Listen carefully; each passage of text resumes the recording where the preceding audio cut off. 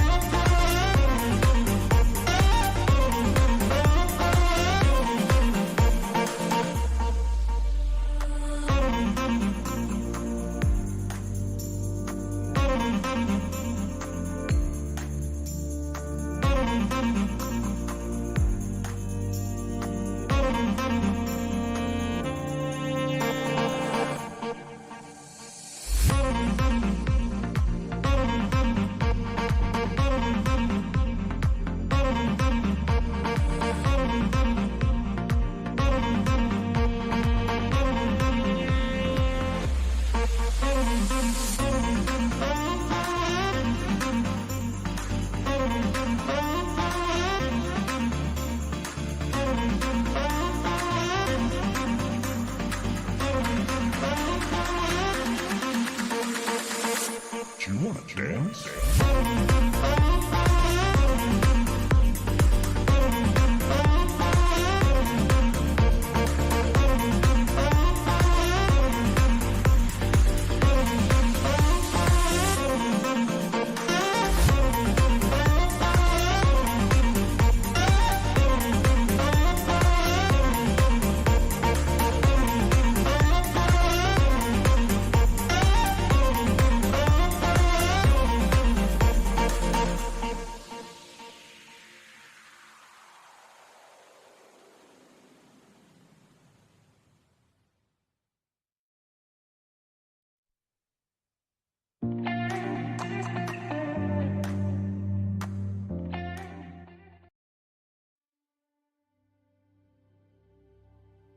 Hello, hello, hello. Welcome.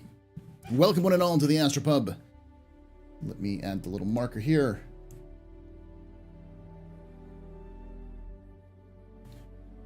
Alrighty.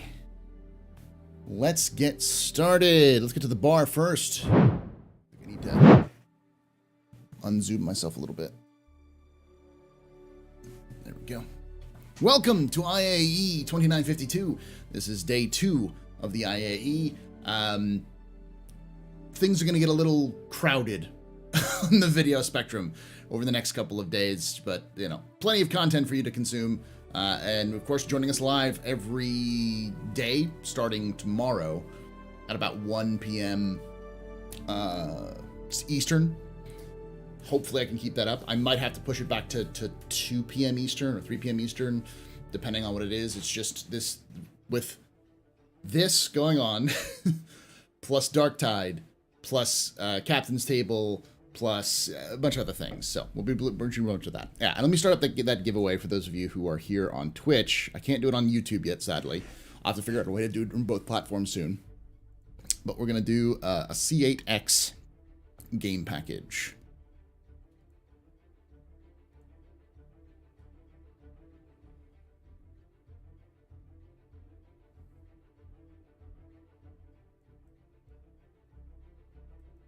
Let's see. And then timers, giveaway, edit.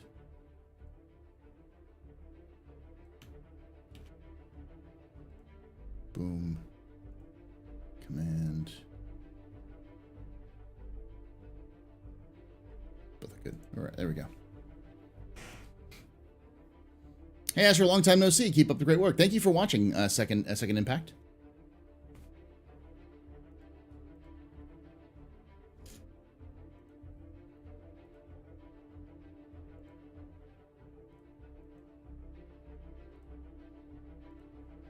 So we're going to watch the Jax thing real quickly because it's very short.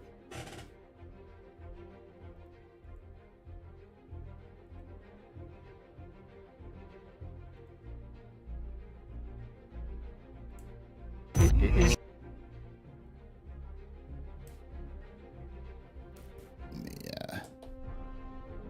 But if you want to join us, make sure you hop into the actual Discord, and we'll get started. I'll try to party launch as much as possible.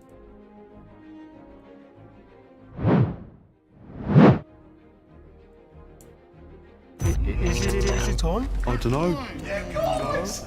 It was right where he said it was! And to think, we tracked your little Drake ship here to kill you!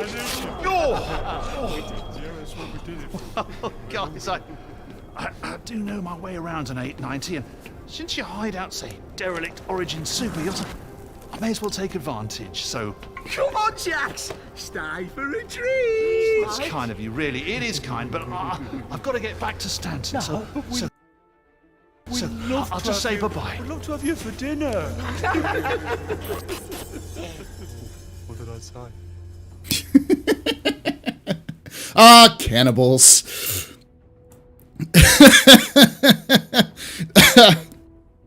Jack's bogus journey. That's what this IAE is Jax's bogus journey.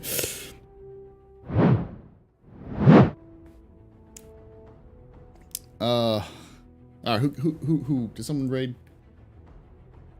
At a party of some kind. That was Second Impact. Thank you for becoming a VIP. Thank you so much for becoming a VIP on a member on Twitch, or on YouTube. It means a lot to me that you do that. Shots and cheers in chat, y'all. Let's do some of this.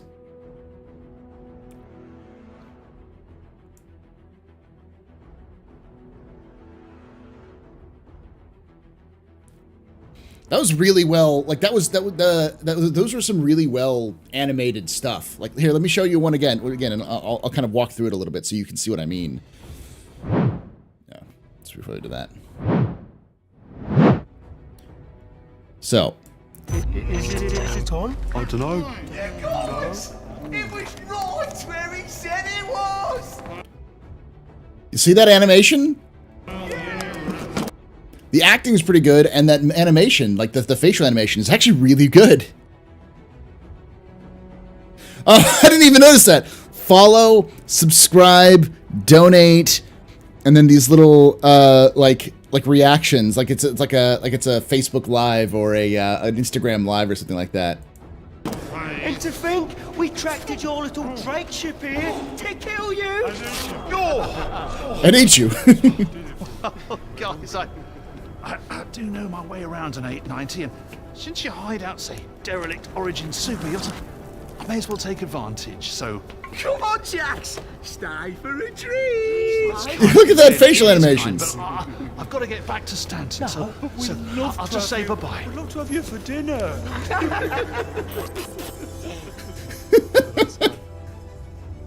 Oh, that's just so dark and lovely. Yeah, the animations were great on the original. The CIG and Star Citizen rarely does bad in terms of animations, but compare this to like the reunion. Like the reunion is not bad, but holy shit, this is an improvement on that. And they're using the same technology. This is just that same team with more time and more tools. Hey, Jockup. Probably not the Fire Rats. No, the Fire Rats would have a distinct unit. They don't eat people either. They may be the Hi-Hats. The Hi-Hats. That may have been the Hi-Hats because the dude was wearing the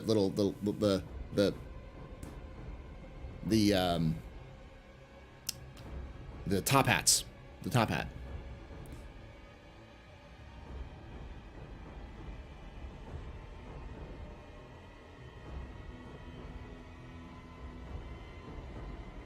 Oh no! Here. Let me show you again. They 100% were cannibals.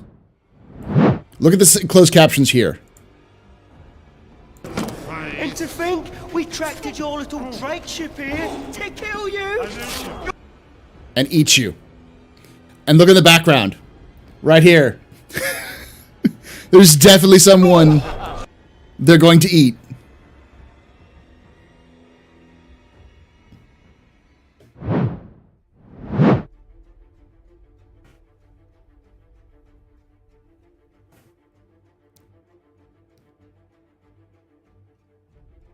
Yeah, he was about to get deliverenced. It was about to be Texas Chainsaw Massacre. Or what is it? Not Texas Chainsaw Massacre. Frickin' Pyro Chainsaw Massacre.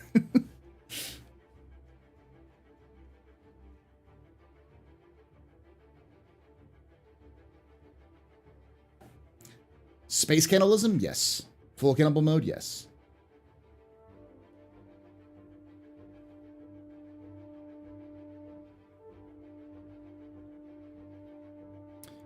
All right, so that's pretty good. So if you want to join me, let me know, and I'll invite you. I'm going to start inviting people who are in the Discord right now. All right, so we've got Alexander again. Invite to party. Then we've got Omega. Why don't I see Omega? Oh, Omega, get on this freaking thing, Omega. And then we've got Rig. We've got Treesan. And then we got Toad Killer. All of who I know and I have. There's Omega. Invite. And then where are you? Toad Killer.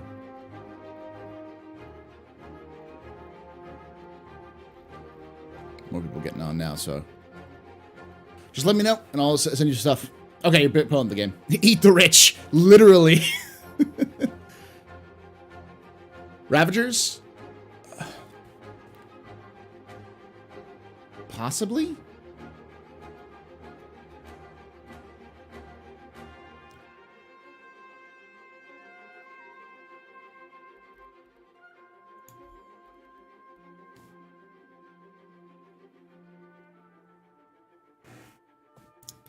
So things are going to get a little spicy over the next couple of days. Because I've got to do... Like, the reason why I was able to get the Origin done today, so quickly, was because Origin's floor was open for pre. Like, I did a bunch of recording for before the actual things opened. I didn't do that with Aegis, so I'm likely going to have to delay the stream a little bit to record and edit. But I'm going to write and record the audio for it tonight. And then, you know, record a little bit. So I'll probably have to delay the streams, the setups from 3 p.m. to around like this time, 3 p.m. Eastern for these ones. This is pretty nice to see that in the first 2 days there are only 2 with variants in concept ships and vehicles so far. I mean, we actually only have none. We are no. I mean, the ships just released right away. There were no concepts. They were direct flyable.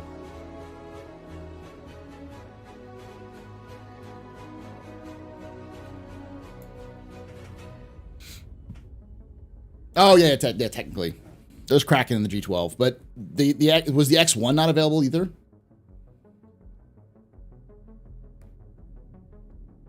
Oh, the X1 is the Origin, isn't it? There is a Captain's Table today. We're going to be doing it pretty soon, so I'm going to have to kind of go pretty quickly. I'm going to give you all another like 15 minutes or so. I'm going to go get something to drink and eat and stuff like that. Well, not eat, but get something to drink to keep going.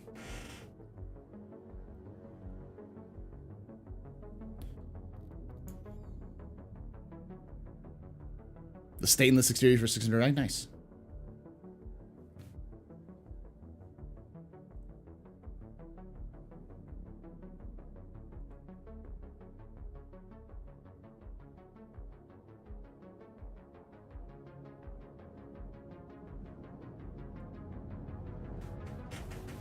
Yeah, in theory, there should be 3 concepts. There should be the Kraken, the G12, and the X1. And then the Aegis will have the Javelin, the Idris, the, what else is there? The Vulcan. I think that's it, though. It's only 3. The Liberator is an anvil ship. I forgot hoverbikes exist. You know what? So did CIG. So that's fair, Haldor. So that's fair.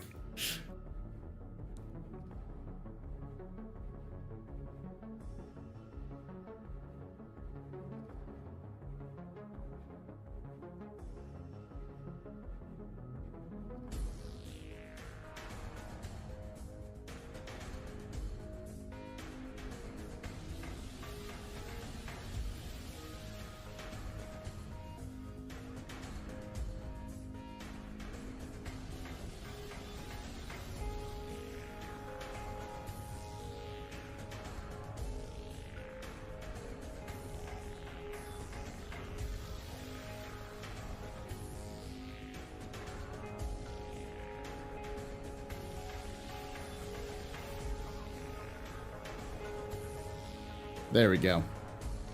I just uploaded, just finished processing the latest video from the Drake tour, Lore Floor. I kind of cut it up into little bits and then put it up there, and that's what I'm going to be doing for this, for this channel, for YouTube, on YouTube. I'll be doing that.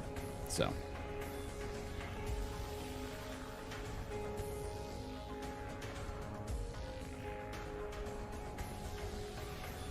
But yeah. Thank you.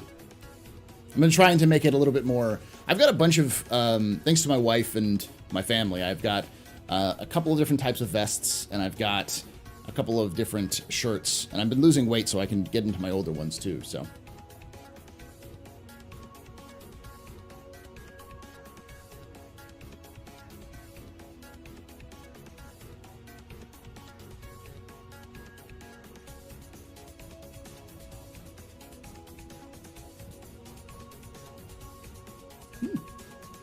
Pretty good.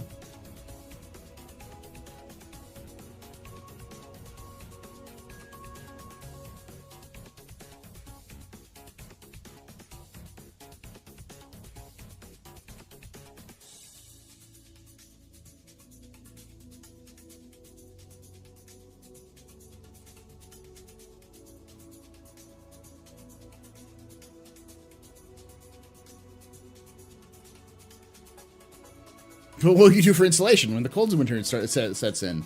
I've got a house that's been built before, you know, 2000 or after 2000, so it has insulation here in Texas. Did I watch Star Citizen Live? I did not. That's the only thing I didn't do. I've just had enough time to do so because it's like an hour-long video on ships and such, so.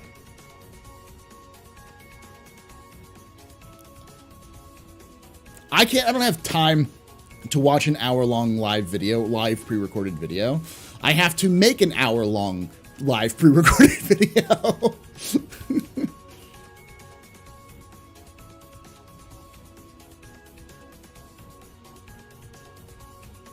This show is really screwing my hanger. All my in-game upgrades I had in IRL ships, and the paint I bought in Corsair isn't available in game anymore. That's weird. Oh, you got a Kraken! Congratulations, X. X actually got the Kraken after so long. Good job. Good job. All right, let me see if there's anybody else I need to invite. I think that's it for now. Oh, Outlaw Night 0. Let me get Outlaw Night in. In theory, this should spawn a new server, because when you start it with a party of like larger than 3, usually they spin up a new server for you. All right, I'm gonna get started here.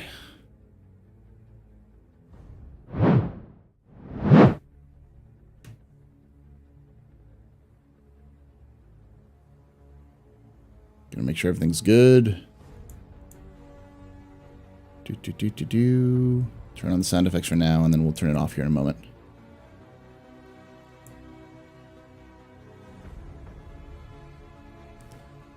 All right, so I'm gonna do. Yeah, see, there's an Asia server right here. But we'll do an AUS or EU server, because EU is apparently good right now.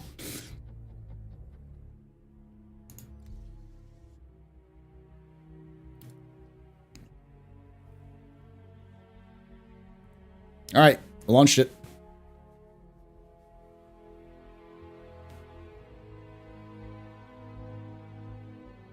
What's the flare? I am loading in, so that means that there's at least one person to watch you talk. Well, I've got 60 people online who are watching me talk. Well, technically, I guess like a 90-something, 100 people between the two platforms. I mean, in the actual server itself, to have a physical audience in front of you. Yeah. What's this flare slot on the cutter used for? There's a flare slot? What? I don't Is that know. like the dashboard stuff they've been doing? Maybe. Like the flags and the little bobbleheads? Maybe. Maybe half of the people there in the server will have pants. No. I'm bringing pants. Pants Very are the opiate of the masses. Go pants free. Be happy. pantsless. Pantsless in Stanton. Well, now I have to take my pants off. Oh, you're not talking real life? Sorry. I mean, I never wear pants when I stream. Yes, we know.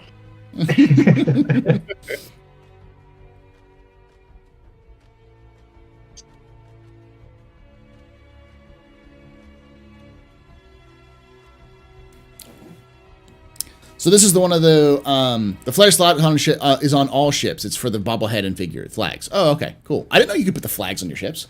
I didn't That's nice. know that either. I haven't actually checked the flare slots. I haven't bothered in a while. Is there any other way to experience Stanton? Yeah, alive.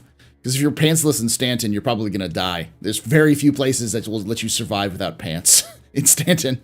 One of them is Orison, and that's about it.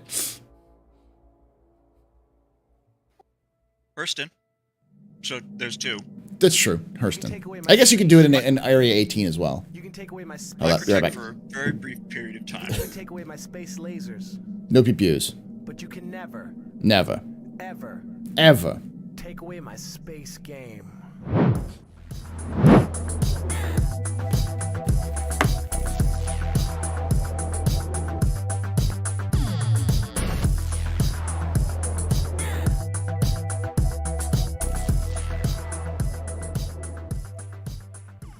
Dinas_B_good just resubscribed for 5 months.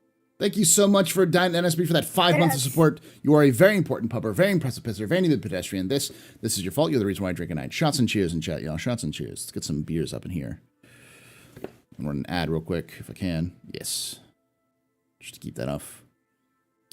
Game. Actually, we're supposed to be getting. I think we might be even be getting one as soon as Pyro. What's yeah, that's right. One of the Pyro 5 ones, right? Yeah, one of the ones that's orbiting a gas giant. What's up? We're talking about moons that are habitable. Oh, yeah. Yeah, there's Pyro. There's one moon that's habitable that orbits Pyro 5, and there's Pyro 4, which is I guess technically a moon. It is orbiting Pyro 5, but it's crashing into it, but it's a planet. So I guess we need to go to that moon to set up a pantsless commune then. Yes. Yes. Unless that's where all the cannibals live, because that could be where all the cannibals live. Man, people said, oh, well, Pyro's is totally bad now. It's just Stanton. It's just Stanton, like copied over, and I just want to sit here and go scream at them like, motherfucker. No, it's not. You will die in Pyro. They will kill you and eat your corpse. Jack certainly is. If you're lucky in that order.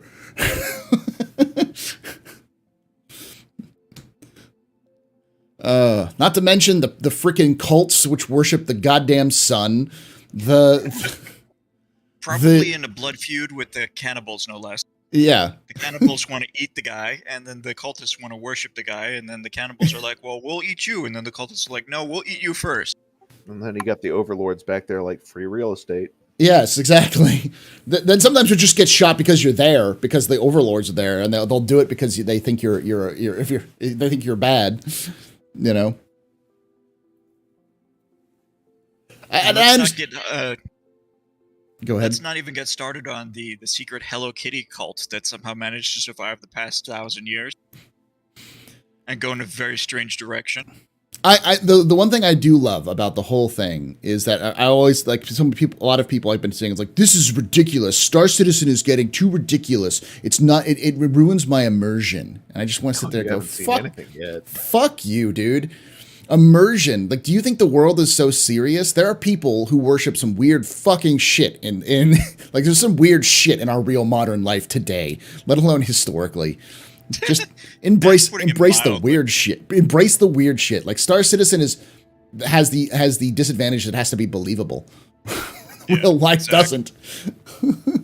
Yeah, you want to mind fuck? Go read some history. I mean, you'll find some stuff in there where you're just sitting there going, I want to get high right now just so I can actually experience sanity again.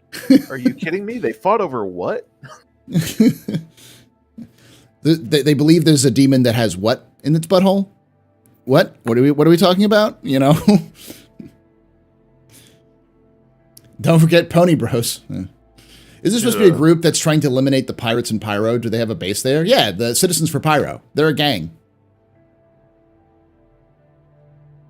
You know, I say that completely straight-faced. They are a gang of Pyro. The Citizens for Pyro is a gang. Yes, they happen to be for the UEE, but they're effectively like a militia for the UEE, like a revolutionary militia for the UEE. They're basically a gang.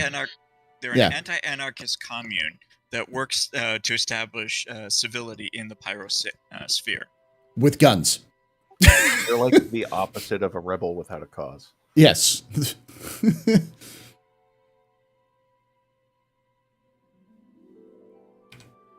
Let's see. I'm getting a stream code. Player Naked Mercury.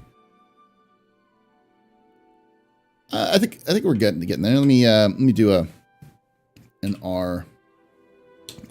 Entities are basically stuck being at 2092. They keep jumping back.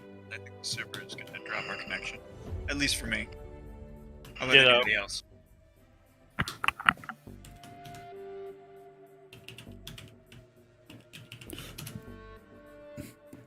Yeah, I think it's going to drop. It's dropping connections right now. All right. Let's go back to the bar and try it again. Such a Star Citizen. Yep. So especially free flight. Okay, I said it before and I'll say it again. This could have been 318.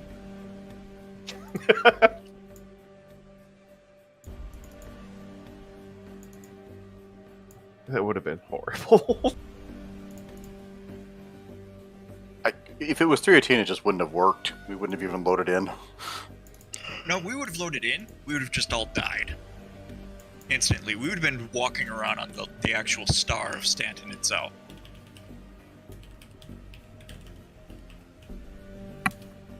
I've gotten that glitch before, spawning in the center of the star. Hey, Mason, doing good. Let's try one more time. Ooh, game security violation detected. Okay. I may have to restart my computer. Uh-oh. Let me restart the computer real quick. I'd probably just go in and end your process tree and just redo the launcher. I've done that, and it still had the problem. That's why it spawned. It said something, so I think it was still loading both in. Oh, okay.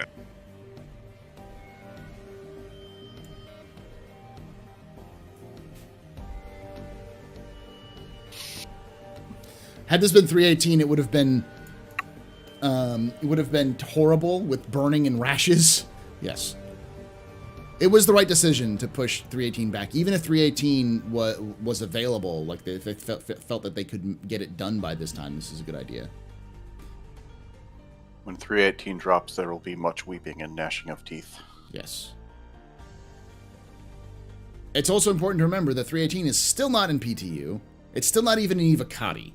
So anyone who thinks that it's going to be released sometime this year, I think should hold their expectations. Should probably extend their expectations. It's called hope. We need to have it. Otherwise, the dark things come. I don't know what rebellions are built off of. Okay. I need my doses of hopium and copium. Mm-hmm. Do I think it would be less buggy if it was... do you think it would be less buggy if it was 318? No. I think it'd be more buggy if it's 318. It's already buggy. It's because it's just getting absolutely destroyed by, like, thousands of new players. It's also important to remember that we're currently at the first 2 days of an event, and it's always the first 2 days of the event that are the worst. Because all of the problems happen because CIG just pushes it out because they're like, we just got to get it out there. Got to get in. And then it has lots of bugs and lots of back-end problems they don't anticipate. And so then they go through and they kind of work through the back ends and go, okay, let's fix it here, fix it here. And then by that time, things get a little bit easier and then it refixes itself, I should say. It usually is better performing after that. Yeah, a hotfix will happen on Monday.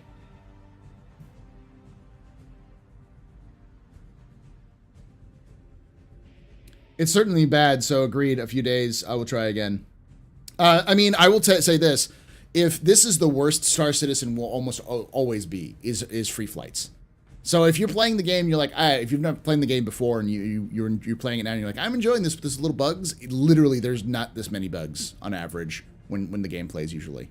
It's just the increased traffic always crashes their servers. If you really want to play the game and you want to have a best experience with your free flight, go in an off hour. So if you have like a Monday off or like Monday afternoon, perfect time. And also, it's worth remembering that it's nowhere near as bad as it was in the past. Oh yeah, it's a lot better than it used to be. 3.0 drop, and then the dry times of 263 right, or 2.0. I'm back in. Is everyone good? Good to go. Okay, I'm just to see if I can invite a couple more people. I think who want in. Let's see if they're in the menus. That's why I'm inviting them. Away. Imperial Nexus. All right, let's get started. Just go with best this time instead of EU. Can't wait for the Kraken. Think it'll come out this year? What, do you mean 2022? No. Will it come out 2023? No. It's going to be a long time before the Kraken comes out. I think that's true for most of the capital ships. Yeah, and that's the case in general for most of it is the capital ships are pretty rough. They can take a while. Basically right now, in order to fly even one of the ones that's the most complete, the Idris, you'd basically have 2 ships fully crewed, and that would be the entire server. Almost, yeah. And you also got to remember there's nothing to do. Like an Idris, you'd be able to fly it, but there's no like multi-crew gameplay yet. So like, there's no point in them really investing in the large capital ships until they have resource gameplay in. Which should be next year, for sure. But I don't know how well they'll integrate everything else in. They're going to have to run that through the large ships first. Yeah. Well, that's what they're doing right now. They're doing it with the Hammerhead as the test case. Yep. Okay, I am. Oh, there I am. It's like, I'm in space?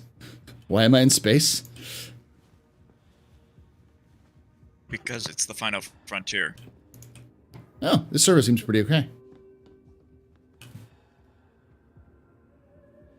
Like I'm actually getting decent frames.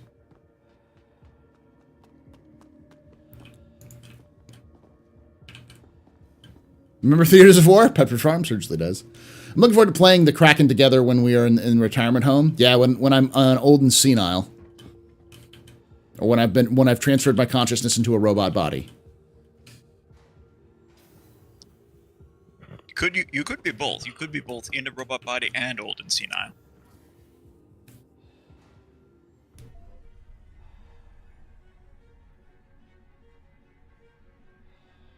I got balls. They never speak about the server out loud. Eh. Someone's talking about a nuclear blast. I can hear it. Is that you in chat or? No, it's somebody in game. Someone's listening to their in-game chat. Has their mic open. Yeah, I'm on the train with them.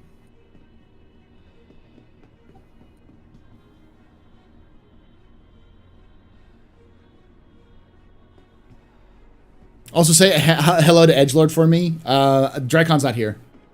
So, sadly. Oh, Nexus, did you want an invite? I got you an invite. You saw you were in the menus, but didn't realize you were,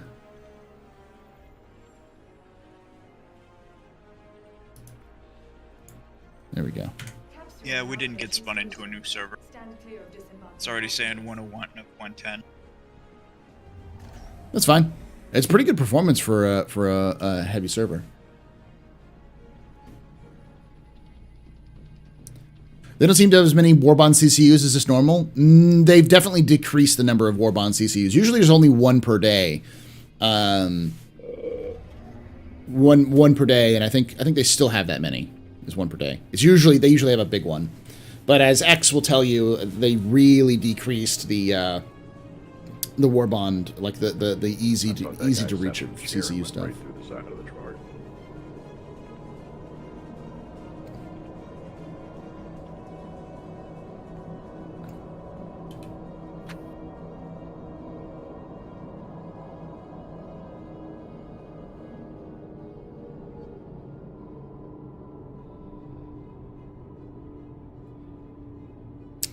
Do I think the PU will be buggy, and if a server meshing will fix it right? Nah, I don't think the server meshing will fix bugs.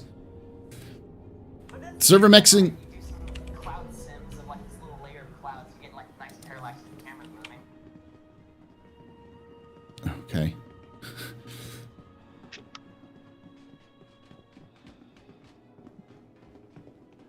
Remember to be careful. The elevator is actually there before you run in.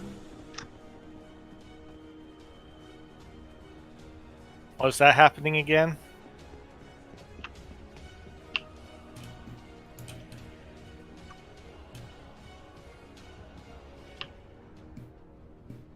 These elevators are acting up. Hey. Good old reliable. There we go. Lore, yes.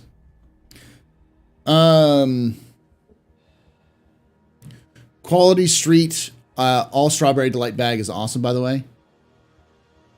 What? I don't know what that is, Jen Crapshot.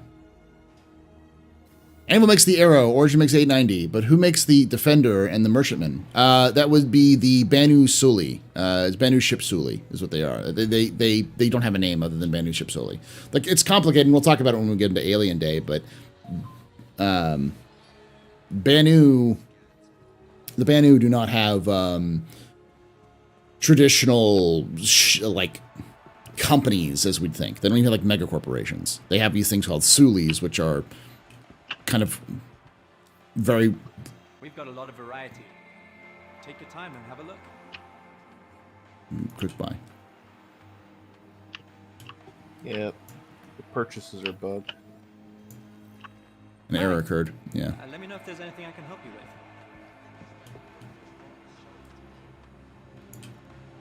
Yep, can't do it. All right. I'll just survive. Oh, the med bed on the 890 does work. I'm going to do that real quick. I'll reinforce my... I also got some food in my inventory if you need any. I got some crackers in my pocket. Isn't Sully the main character in Avatar? I don't remember. Which Avatar? Sully? Yeah.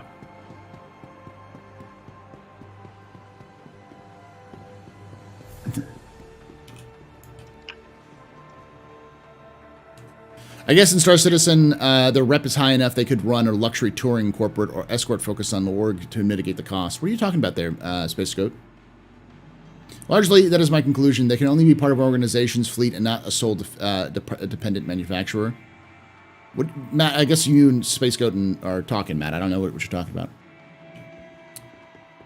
Oh, but a Sully, yeah. A Sully, the gist of a Sully is it's kind of a family meets a guild meets a corporation. So it's all three in one. When you're born from a Sully. So like two individuals get together and decide to have a child because there's no gender in Banu society. Like it's not like oh, they don't have a concept of gender. Like they literally do not have gender. They are asexual in the sense of, or not even asexual. They can't reproduce by themselves. They need two individuals, but they are one can just choose to be the recipient, effectively. Carrier might be a better carrier. connotation. Yeah.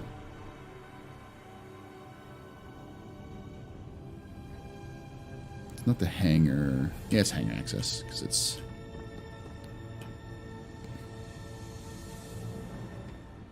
So like you start your life as a transaction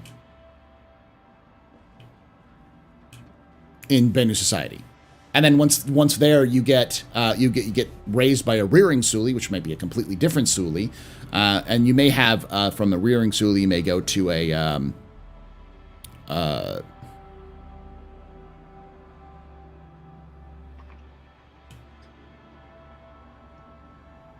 Now I want them to give us lore about the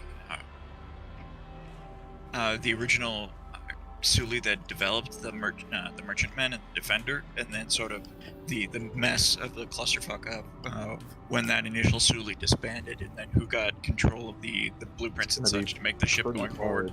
They don't actually believe in like that sort of society. Like they don't even believe in ownership. There's no IP infringement in Banu society. In this case, I was more talking about the Sully comes together, and then the head of the Sully to accomplish a goal, and then after that person passes away, the Sully disbands. So I think it'd be kind of interesting to see about maybe like the first group after that initial Sully head, or the initial SO Sully died, and then the group sort of disbanded. And sort of the first efforts to try to basically establish a new Sully to manufacture the Banu Merchantman itself.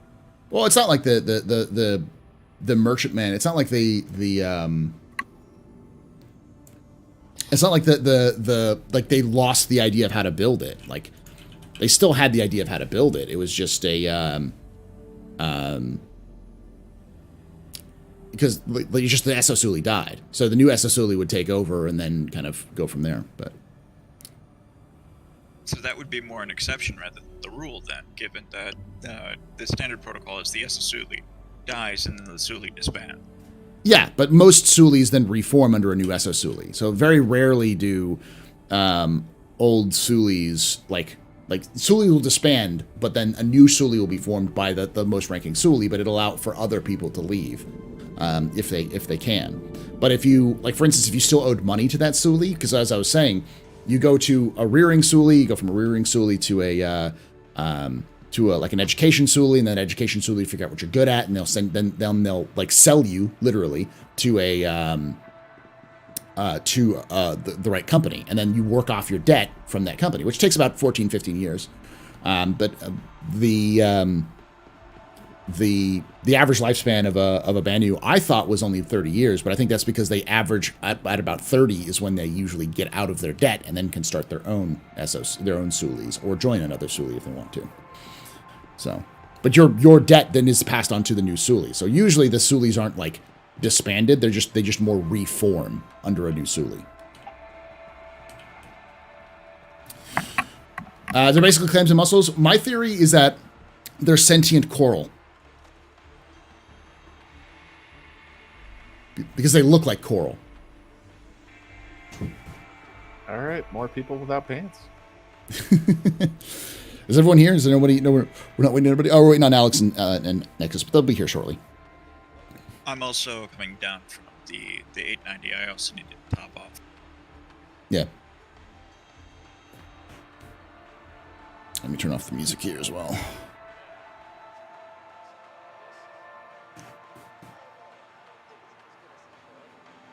They look like sentient Slim Jims. You're not wrong. Oh, did you just start doing an ad break? Yeah. Just because I'm doing them while we're here, so that the actual like interspersed ads are less. Good move. Yeah.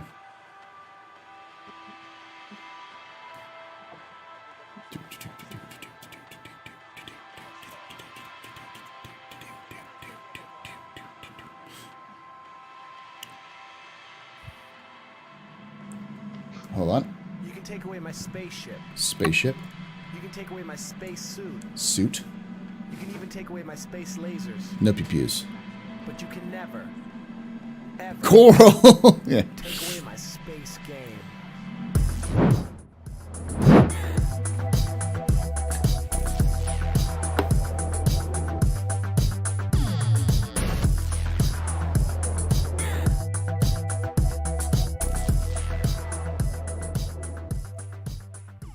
Low_tep just resubscribed for 13 months. Thank you so much, Lotep, for that 13 months of subscription. You are a very important pupper, very impressive pisser, very limited capacity in this. This is your fault. You're the reason why I drink at night. Shots and cheers in chat, y'all. Shots and cheers. Get some stuff in there. I'm still under the mindset that they're sentient jerky. I mean, you can't really be sentient jerky because jerky's dead. Just waiting on Alexander.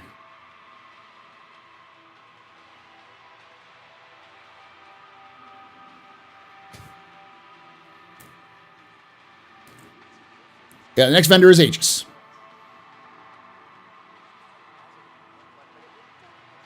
Looking forward to that one. If they're sentient coral, then technically they're a hive mind in one body. Not necessarily. Oh yeah. It could be that like their bodies are made up of more like a kind of more of like a hive mind sort of thing.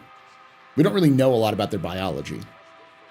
It'd be interesting to say that they are like a gestalt entity, but they don't seem in lore like in what we know they speak like a normal like an individual. So it could just be that they are made up of tiny entities as one bigger body, but then there's one consciousness that controls the whole body.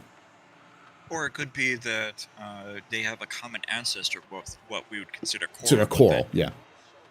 But they just like we have a common ancestor with apes and monkeys and whatnot. Mm-hmm.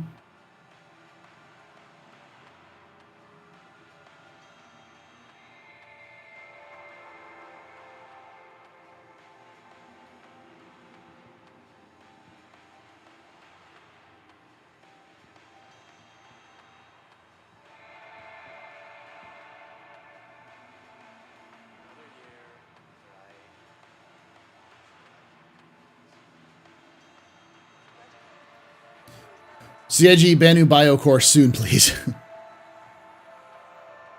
Isn't that how humans are? Yeah, to a degree. But like coral is a giant living entity. Like coral isn't like individual pieces of coral. Like coral is like it's like a one big group thing. If I remember correctly, there's a Coral is like Borg. Yeah, there's to give you a concept. Like there is a forest that exists, I think it's in Germany, and maybe in Poland, that is technically one entity. Because what happened was a tree grew in an area, and then its roots sprang out, and then those roots ended up springing up more trees. So there's this section of a forest that's just one tree, but it looks like it's a forest. Oh, yeah, have a good day too there, Devil Fruit. And there's like a cilia mat that exists somewhere in the world as well that's just one mushroom. That's just extended out across everything. That's what coral is. Coral is similar to that. It's just one entity. So with Banu being walking, talking, sentient coral, they would work something similar to that. But how violent are elevators this patch? In my experience, Space Goat, not that bad. Those roots are called rhizomes. Also, a few species of bamboo function the same way. Thank you, Worm Food. Yeah.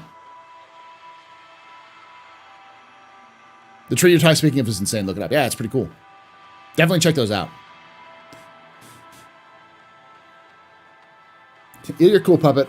I think the one cool thing is like we got to convince Jail to do more of a look at the lore of the bio of the various things, because he's very much interested in that sort of thing. For instance, did you know that the Vanduul have mitochondria?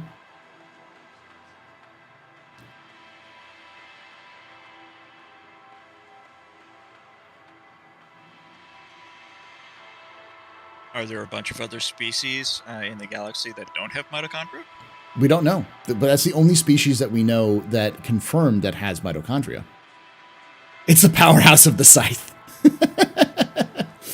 those of you who don't know about the mitochondria, there's actually a theory in evolution that says the mitochondria is not actually part of our body. It wasn't originally part of our body.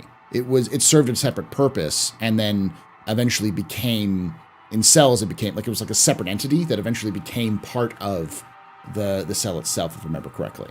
There was an entire documentary about this that came out on the PlayStation 1 called Parasite Eve and Parasite Eve 2. Yeah. If you want to go look that up. It's a strong theory that we all have our mother's mitochondria. But mitochondria that's the thing, is that mitochondria is connected to a lot of different people. It's not just one thing. The cell kidnapped the mitochondria. Yeah, kind of a thing.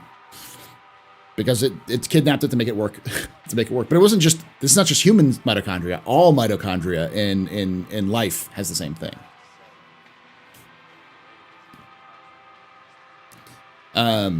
So the idea that there is a mitochondria that exists outside of Earth in a separate species is pretty awesome. Because it means that, because we could also have a theories that not every other species has mitochondria. That would be a huge discovery if mitochondria was existed outside of human life.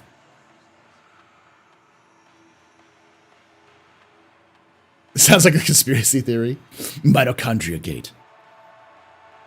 There's just things about the mitochondria, if I remember correctly. And I'm not a biologist or chemistry or chemist or anything like that, or evolutionary in any way, shape, or form. This is just stuff I remember hearing about offhanded, so I might be wrong about that.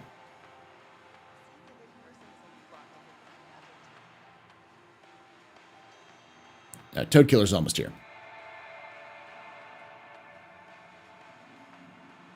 The mitochondria are weird and cool. I mean, people know the joke of it's the powerhouse of the cell, but, there are some other things as well.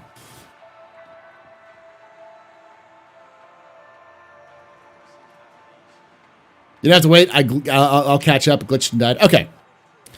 So, I'm a biological being, so I'm an expert. That's saying this, and I say you're wrong. Kasumi, there we go. And we do this on the stream itself. And then I'm going to start the recording, and then this will be uploaded separately as a video. Like I just uploaded it to YouTube for last week, so for yesterday. So I'll have that done today, tonight-ish sort of thing. So with that being said, let's start the recording. Hello and welcome back to day 2 of the floor here at IAE 2952. I'm here with a bunch of other folks, and I'm to make a more pleasant experience. I'm going to do this. Comlink party, and I'm going to leave the party. There we go. Nice and clean looking. I've got a bunch of people here who I'm live on twitch.tv/TheAstroPub and youtube.com/TheAstroPub live. We'll be doing this, I said noon. I think I'm going to move it to about 3 p.m. Eastern every day from now on, simply because I've got to edit these together and put them up and such. I'm Pilot. And so feel free to join us here for that sessions. while we're doing them live, but I'll also be, as I said, recording these separately and putting them up on YouTube. So if you weren't here, you can kind of catch the drift as well. And if you want a more concise, specific lore stuff, you can check out the Astro Historian, where I do videos on every manufacturer and the lore of every ship's on the floor for every day. This is more of a kind of a general overview and more of a rambling sort of live discussion, plus discussion more about the ships themselves. So if you are looking for ships, you're trying to figure out, okay, what is on the floor? If you're new to Star Citizen, or you don't have a good idea of all the ships that are available, I'm going to go over the background of the ships and what they do and what their purposes are. So with that being said, let's get started with the background behind Origin. So Origin Jump Works was founded in somewhere around 2750 at the end of the Mezzer era.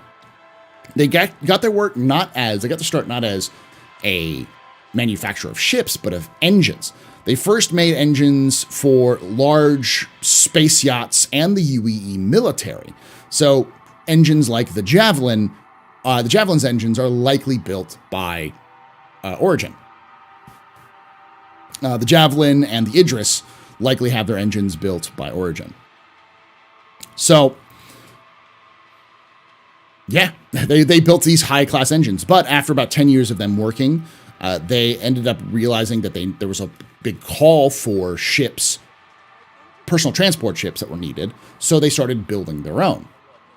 But they were founded in Cologne, Germany in around, again, 2750 on Earth.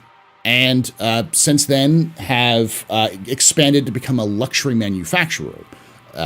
They mostly build large yachts, small and large yachts, but they did build some industrial ships. For instance, the first 600i, which was the first ship they built that we have today, was a cargo ship originally.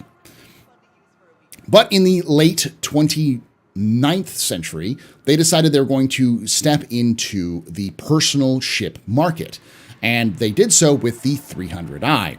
Since then, the 300i has been the second best-selling ship in the UEE, and is their lines of ships have expanded to include larger yachts and other kind of more specialty racing ships as well. But probably the biggest controversy around them was in 2915, their CEO decided to move the headquarters of Origin from Earth to Terra. Now, this isn't a huge deal, but at the time, Origin proudly proclaimed themselves as made on Earth. So when they moved to Terra, saying the culture of the UEE, the future of culture in the UEE is in Terra, a lot of people didn't like them for that. They got a really bad reputation. But when they moved to Terra, they took over, they moved into a city called New Austin on Terra, which was at that point just the home of Omega Foods, which made Crabbo's cakes, which we don't have a game yet. That was their big claim to fame. But since Origin's moved in there, the city has become known as Origin Town. And as a result, we see lots becomes kind of like a mecca for spaceship enthusiasts. And a lot of their major manufacturing became, a lot of their big ships, well-known ships, became built in that time period. Some of them moved to Terra. With that being said, let's go look at the ships on the floor. So come walk with me. Let's go. We'll start over here with the 600. So as I said, the 600 is actually the oldest ship in Origin. And this right here, this is what it looked like when it was built in the 2850s. The 600 was a cargo ship, and it looks exactly the same as it was before. The change happened in the 30th century, when they took the venerable design of the 600, updated the exterior just a little bit, but completely stripped out the interior and replaced it with the interior that we have now. That happened in 2940, to kind of turn it into a small yacht, kind of to bring back their yachts that they used to build in the 28th century. Yeah, 28th century to modern day. So the 600 has, it is a soloable ship. You can fly it with one person, but it has up to a crew of 3. It has plenty of space for crew, and it has a lot of firepower and protection for its size. 3 size 5 guns, I think 3 size 3 shields.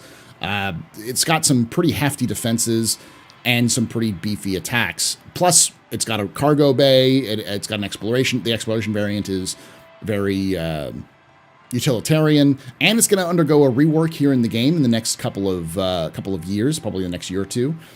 So it'll get a brand new look to it. So if you get the 600 today, it'll look like that. From that ship, let's go to the 890. This is another ship that was built fairly recently. Well, actually, no, old, I should say, very old.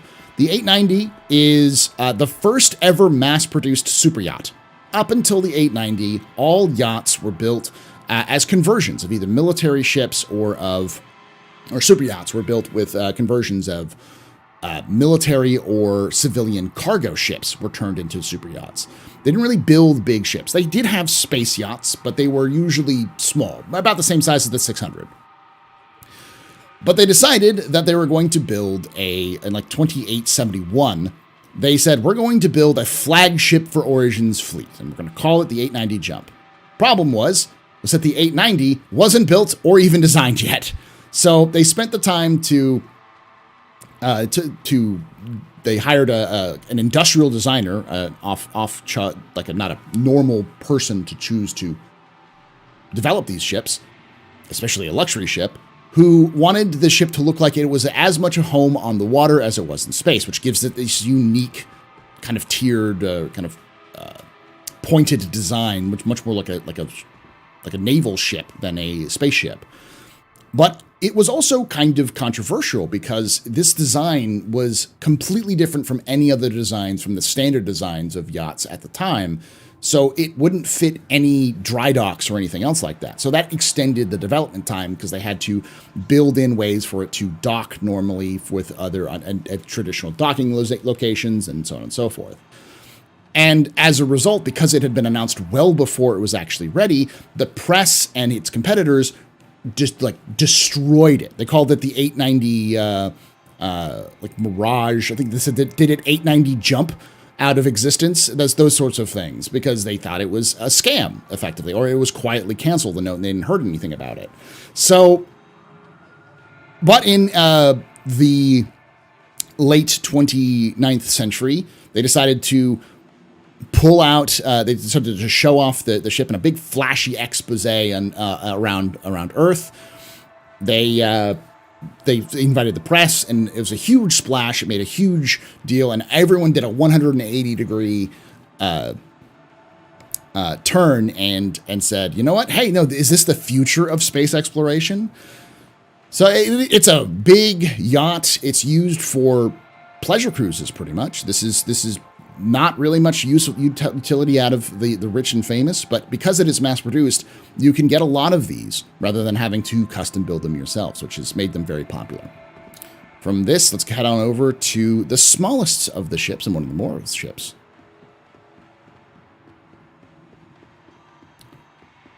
With the 100 series. Now, the 100 series is fairly old. Come with me. Let's go. Let's keep walking. See, they'll probably catch up here in a moment.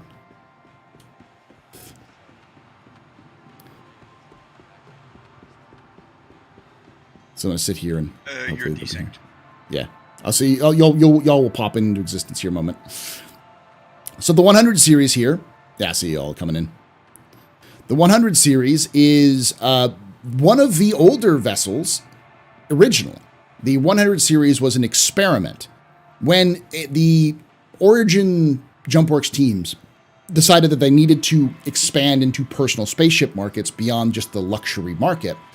They first came up with the 100, the first line of their personal transports.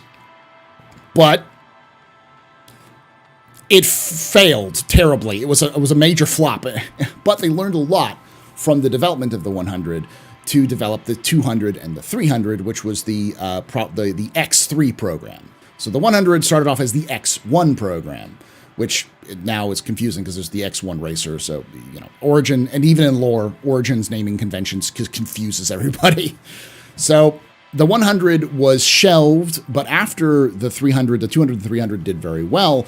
The 100 was brought back after the development of the air system. I think it's over here. I think it says it on the side right here. Yeah. The Air Adaptive Intake Refinery. So the thing that makes the 100 unique was that they built the air system and they decided to prototype it on a new ship. So they brought back the 100 with what they had learned from the 300 series and adapted this air system. This allows for the 100 to refuel while flying. It's able to scoop up particles in space and in atmospheres and help refuel. I believe it's hydrogen fuel. I don't think it refuels quantum, but just the hydrogen. So it allows it to have an extended range just because it has a passive refueler. It's not 100% perfect, but it's the best refueler on the market.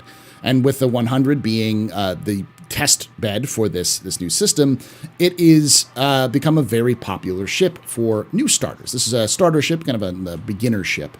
Though it isn't quite as good as the 300, this air system does make it kind of unique amongst other ships. Now, with that, let's go to the other variants, because they did make some variants of this ship, including I believe this is the 135C, the 135C, which is a cargo variant, which has a cargo bay in the back, an extended cargo bay in the back, and a cargo bay in the center. And then over here is the 125A, which has up guns, better scanners and weaponry, and so on and so forth. All of them have cargo bays, but these specifically ones are designed to be unique in their own designs.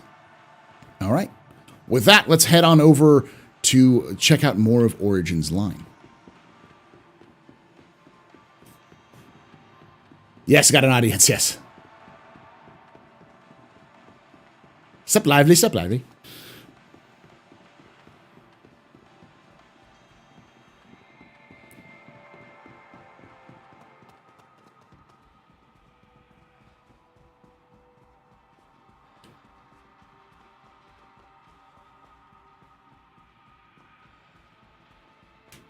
Maybe this is the only hall.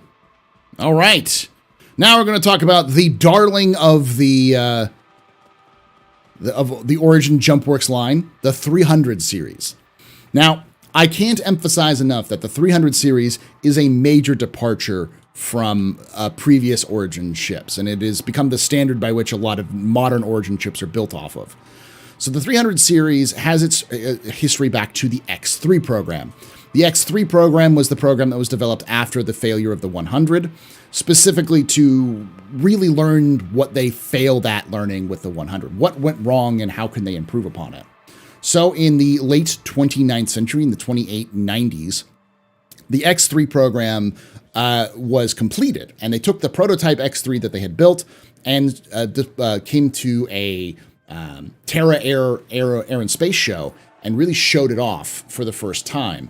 And it did amazing because not only was the ship had great performance, it had performance of a racing ship, but it also had the fuel capacity and the kind of compactness with like a bed and all these other things inside, or space for a bed, that did really well. But it was basically a bare bones. It was a chassis with some placeholder parts because they what they wanted to do. But it did really well at the air show. So they greenlit the project to create two variants of the 300. What was called the 200, which was an observation ship, and the 300, which is this personal transport ship. We still don't know about the 200. The 200 may show up at some day. But the 300's design was by a guy by the name of... I can't remember his name off the top of my head. It was Andres. I can't remember his last name. But he was a Wunderkind developer. Him and his brother helped develop the 300. They brought in not only spaceship engineers, but craftspeople and artists to help make the 300. In fact, it was so expensive that Origin almost canceled the project because when they finished developing their first prototype 300, it was 14 times as expensive as the Aurora, which, to put into context, would make it almost as expensive as, I think, like a Hammerhead in game. Because it was like panel oaks and like it was super luxurious inside. So they kind of compromised and worked on it, and they managed to bring it down to about 4 times the price of an Aurora. Because the whole purpose of the 300 was their first entry into that Aurora space. They wanted to compete with RSI, but in a more luxurious capacity. You can think of everything that RSI had done or Origin had done before this was for the wealthy and the elite, and this was for the middle class. This is for the bourgeoisie, kind of feel to it. But they wanted to be the upper middle class, accessible but not too accessible. For those of you who are Porsche fans, the 911 Porsche, not the fancier Porsches. So a little bit lower quality, but like high in demand. Midlife crisis. That's what this is. This is a midlife crisis. And the 300 is pretty good. It's got some decent firepower, capable, probably a little bit better than the Avenger right now, but doesn't have really good cargo bays. All of them do have cargo bays, I believe, except for the 350. I can't seem to get the cargo bay to drop, though. There's the rent. So I can't confirm if the 300 does. I think it does. Yeah, there we go. It does have a cargo bay. 350 doesn't, but that's the only one. But the next one over here actually is much better, the 315P. So the 315P is not the first one. It's the second variant that was developed. But when 315P was developed as an exploration ship, like a pocket explorer is what they called it, they found out that with its upgraded sensor suites, it was actually much more popular with miners and salvagers. So mining and salvage crews would purchase 315Ps because of their scanning technology in a small, compact package. This was years before the Terrapin, or no, this was after the Terrapin. But this is a lot cheaper than the Terrapin in that kind of context. So we have the 315P, which was developed in, I think, 2915, which means it was the first variant that was developed under the New Origin in New Austin. And let's come over here and I'll show you the first variant, which is the 350R.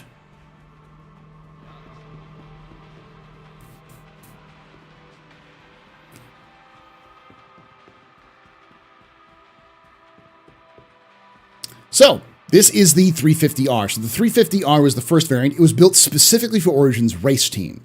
Origin had been building race ships for a while, but most of it were been modifications of other ships. So this was built as the race variant for it, and was built for the race team. It actually does have a cargo bay. I didn't think it had a cargo bay. It's a very small cargo bay. And it instantly won the Murray Cup, the big, great cup, the biggest race in the verse, and had held the title for many, many years. So it was the ship to beat in many ways. And the last variant that came out was the 325A. Now, the 325A is actually a bit mysterious. It was released in 2940, many years after it was supposed to have, many years after the other variants had been released.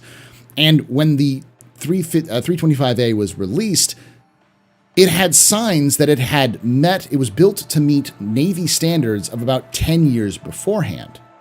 So many believe that the 325A was commissioned by the UAE Navy, but something went wrong and they dropped the contract. So they decided to release it as a civilian ship. But there is no records of when or how the 325A came about. It's just showed up on the market. They just announced that they had it and they released it. But they don't want to talk a lot about it. And it has a bespoke Willis Ops scanner on board, which makes it has really good range for it. And it has a unique upgrade to its front hard point here to, I believe this is a size 4 hard point, or size 4 hard point compared to the other ones, meaning it has a big front cannon here that can function as for its combat personalities, combat variety. This is one of the best combat ships in the verse, especially considering its fuel capacity, which is much better than most other ships of its style. And it's pretty luxurious. With that all, let's go over to the newest ship, the 400. Now, unlike all of the ships we've talked about so far, which were luxury ships, this is not a luxury ship. It was not designed to be a luxury ship. However, it was designed to be an exploration ship. Since the Carrack was released in the early 29th century, the public was going crazy for exploration ships. So it makes sense that the Origin would try to throw their hat in the ring. They'd try to do that with the 600 variants, but the 400 is a dedicated touring ship, exploration touring ship. It's designed as kind of like a mobile camper van. It's like a glamping ship. It has this bespoke bay here, which is for the X1, which we'll talk about in a moment, but it has a crew of only 3, and most of the guns are located for defensive purposes. So it's a nice ship with the traditional Origin fuel capacity that if you want to go out on exploring the verse and just kind of experiencing it, this is a great ship for that. All right, with the 400 done, let's go talk about the ships, the ground vehicles that are yet to be released. And the small, I don't know how to put this. I don't know the name of it, but the program that was designed specifically to win the Murray Cup and beat the 350R. So, well, come with me.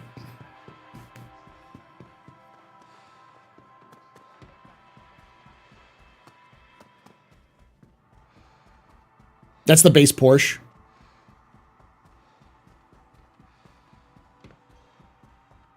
That's a whole conversation of its own. You should have said the Boxster. Whichever one, I'm thinking about the 911. Was it 944?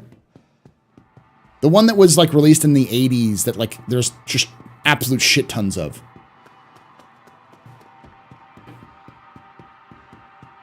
The 944, yeah.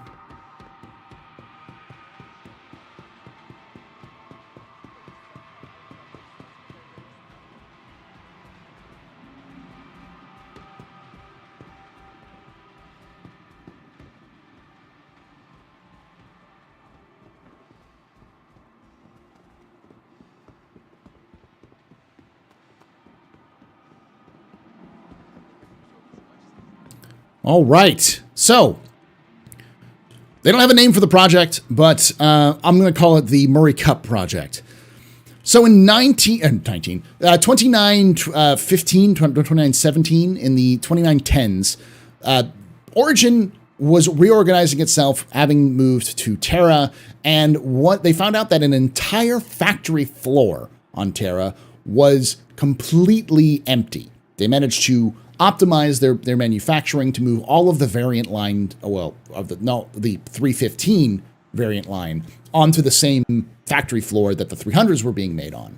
So they had an entire factory available and decided that they were going to improve upon the 350R design, because the 350R had started to lose some races against the MISC racing team and the Xi'an racing teams that have been participating since then.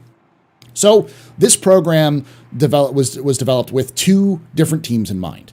This is the Y Series Interceptor, was the original name of the M50, and it was competing against the pull up my notes real quickly for that one. I think it's XYX or something like that.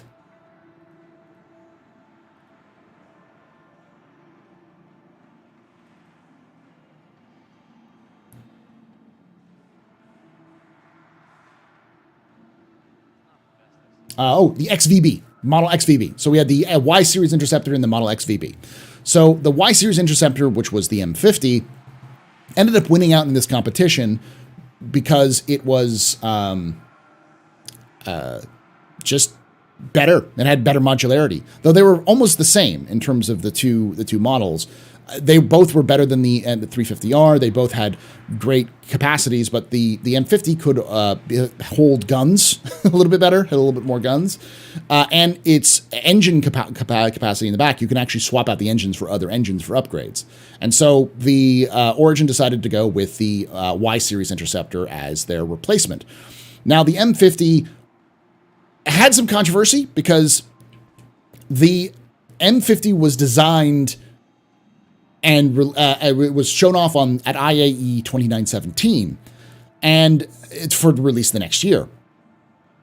However, when it went under safety inspections for UEE safety protocol, it failed all of the safety inspections. It was a death trap.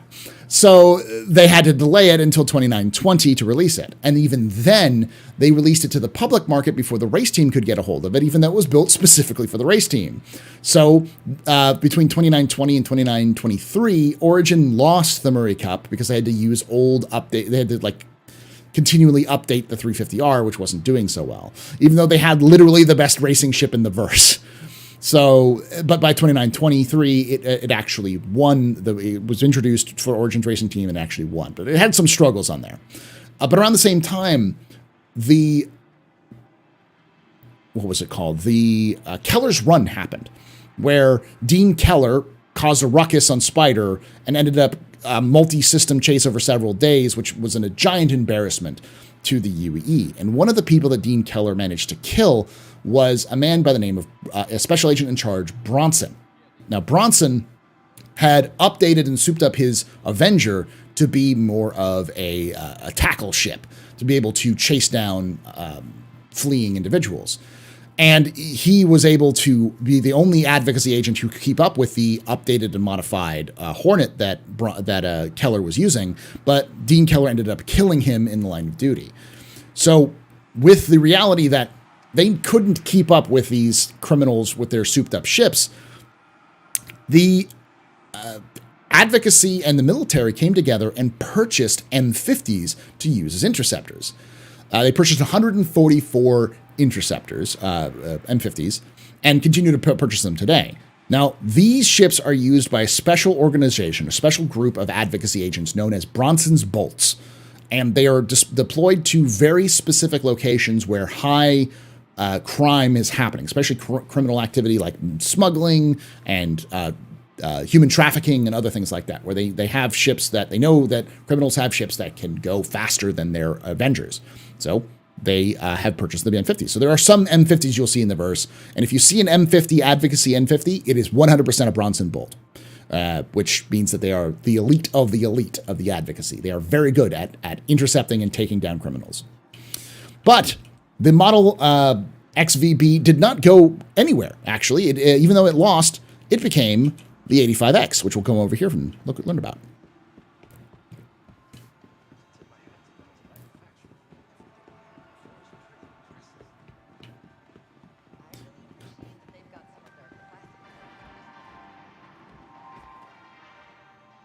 I don't know what this guy's doing.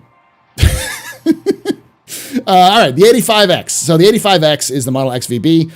It was the other one that was competing against the M50 and lost. But in 2943, the XVB was updated to become the 85X. They kind of made it so they can have some weapons hard points, and they gave it a second seat. And it came standard with all 890 jumps, the new 890 jumps that were built in 2950 or 2942. 890 jump. I think this came out first in 42, and then 43 was the 890 jump. But this was designed to go out with the brand new 890s.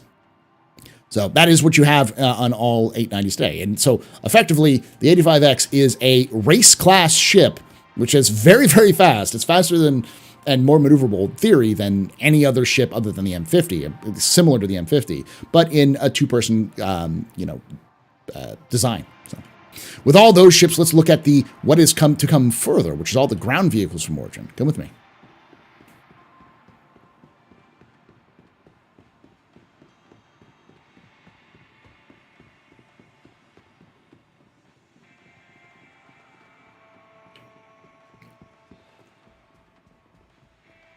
All right.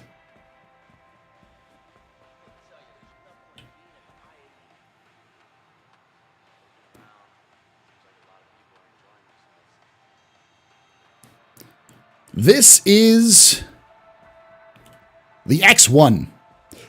So the X1 is was designed by the same designer who designed the M50, Alberto Vara. Alberto Vara designed the X1 after he designed the M50. We don't know a lot about the X1, though we do know it is a open-top race canopy snub ship, an open canopy snub ship, similar to the Nox and the Hoverquad and the Dragonfly.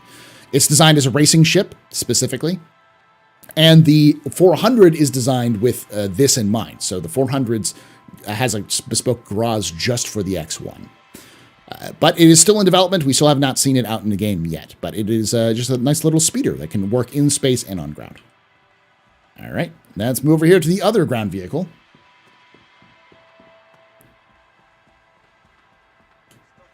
And yes, it is a snub ship, not a hover bike.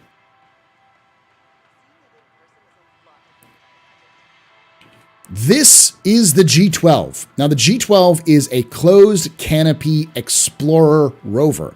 This is important to understand that there are very few ships in the Star Citizen or ground vehicles in the Star Citizen universe that are closed canopy. Most of them are open canopy. This means that there is longer life support systems available for those in the G12 versus people who are driving like Cyclones, because you don't have to wear a suit inside of it.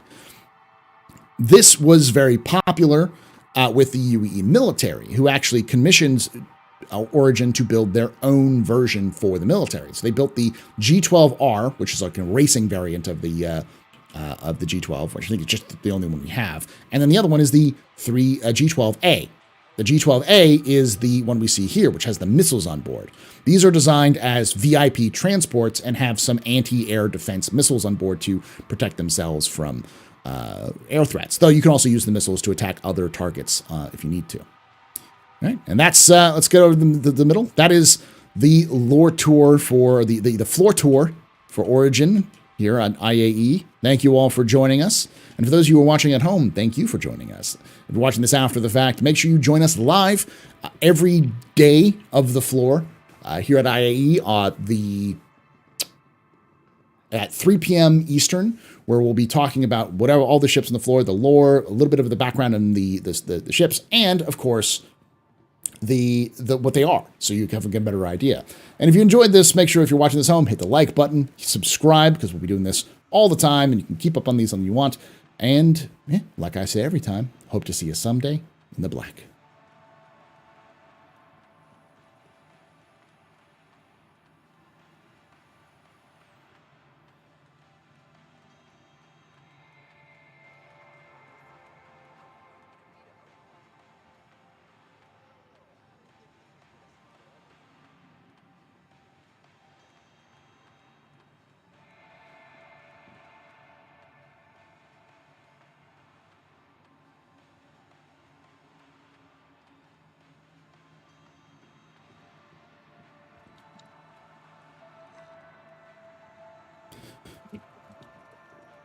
All right, let me do the alerts so they're back up again. Hello, Astro. So it's all Origins display crosshairs today, right now. Yeah, pretty much. It's all Origin. That you can still go to the floor for Drake. If you want to go to Drake, you can still go to the Drake floor and rent all of the ships for Drake. There. I'm gonna go through some of these questions here as well.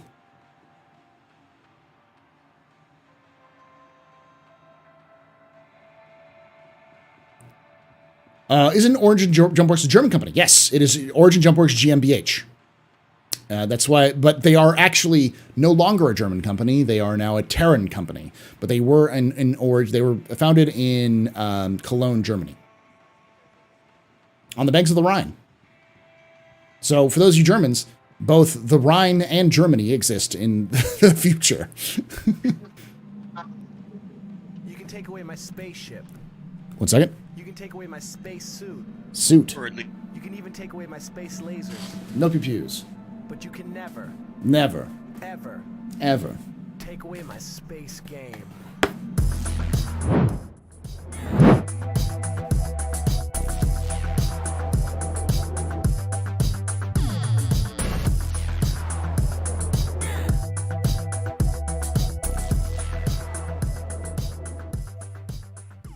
Spacescape just resubscribed for 11 months. Thank you, Spacescape, for that 11 months. To see you get anybody else who was there. Hey, Rabbited. That's Booty. All right, going through this, we're good. All right, thank you all. Welcome, everybody.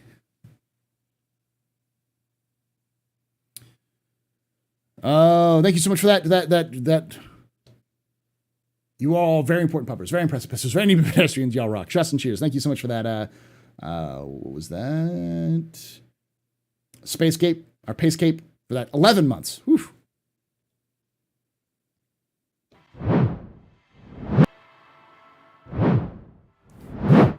Oh, so what are the Daimler or Mercedes-Benz in the far future? RSI is probably the closest. Because Star Citizen has confusing analogies. Origin is BMW. I know they're a combination of many different companies, but their naming conventions is direct parallel with BMWs because Chris Roberts loves BMWs.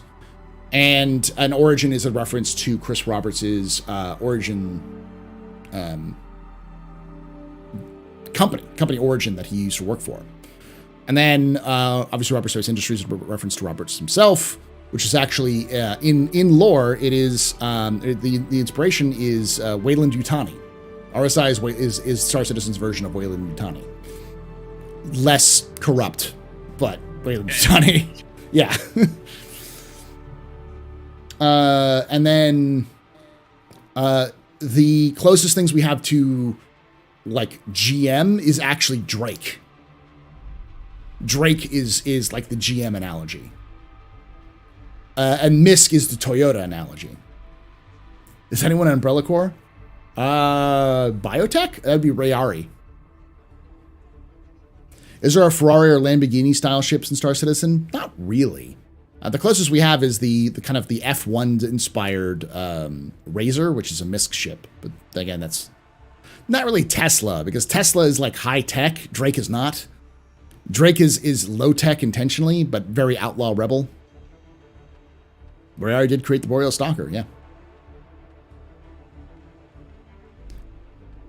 Less corrupt. RSI is pretty fucking corrupt, y'all. Like, RSI proudly proclaims that they were essential for the creation of the UNE. It's like they created the government of humanity, helped create it, and the military. Specifically, were like helped create the structure and designs of the military.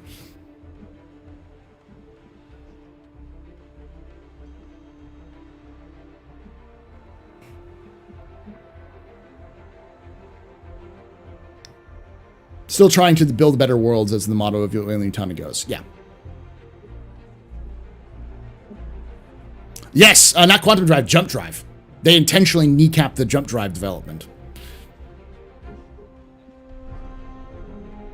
UE isn't evil, but it's not good.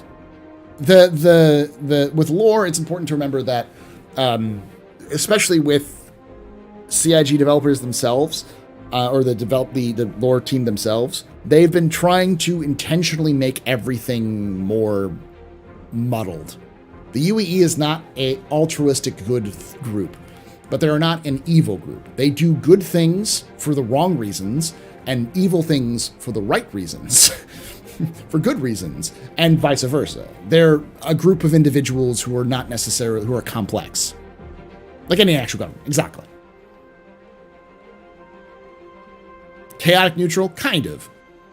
It really depends on the individuals who are involved. Current UE government is better than the Messer era. Yes, the Messer era was very corrupt, but even the Messer era has its shades of gray.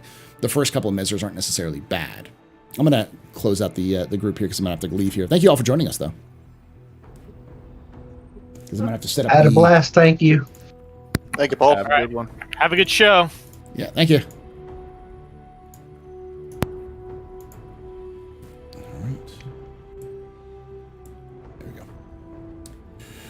I guess I gotta get started here for Captain's Table here shortly, but the Tavaran did attack first, yeah. Who's Argo analogous to? Sorry for the misspelling. Argo. Probably International. Is that the name of them? The truck company? International? Or Mac? Something like that? No, Caterpillar is Grey Cat.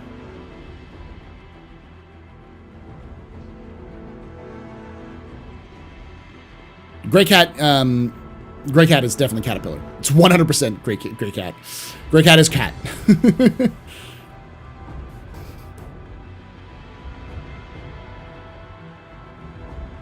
We definitely need more Grey Cat, but the just sheer amount of Earth movers that Grey Cat makes. Could we expect more ships in Origin in the future? Are there other common ships in the verse? Yeah, I mean, the other common ships would be Auroras, Mustangs are pretty common. Argos, the Argo MPUVs is probably the most common ship in the verse. in terms of seeing them more. The whole series is very common for MISC. The whole series and the freelancers. Would you ever consider signing over your likeness to CIG so they can make a tour guide out of you in game? No. I've said for many times that I'd rather not CIG put me in the game at all. I'd rather have my own concepts in game.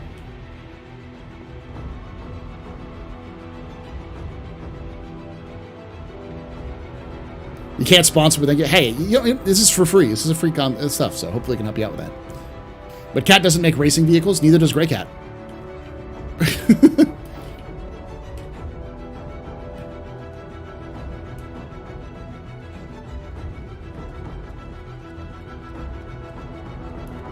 CIG Astro. CIG CGI Astro. You see the bit in Star Citizen or Disco Badger John crew to make it an epic quest to rebuild Zeus by finding and fixing mismatched parts. I didn't see that, but I'd love to see the Zeus I'd love to see the Zeus and other ships like it that are historical in museums. I still think we need a museum in game. And it would make sense for Hurston to have an aerospace museum, or Crusader to have an aerospace museum. It would definitely make sense to have an aerospace museum on, what's it called? He wants to make the Zeus in game, to fucking make it in game. John Crew, like we were told specifically by the lore team that they'd love to see it in game, but it's up to the ship teams to make it in game. That's it, chat. We need to pressure CIG, pressure Chris Roberts to have the Zeus in game.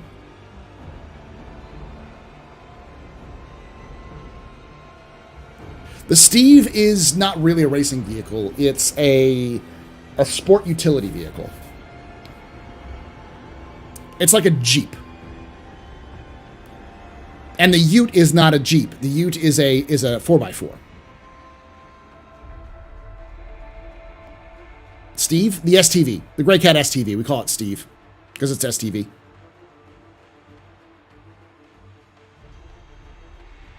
I love Zark Media. Zark Media is my favorite.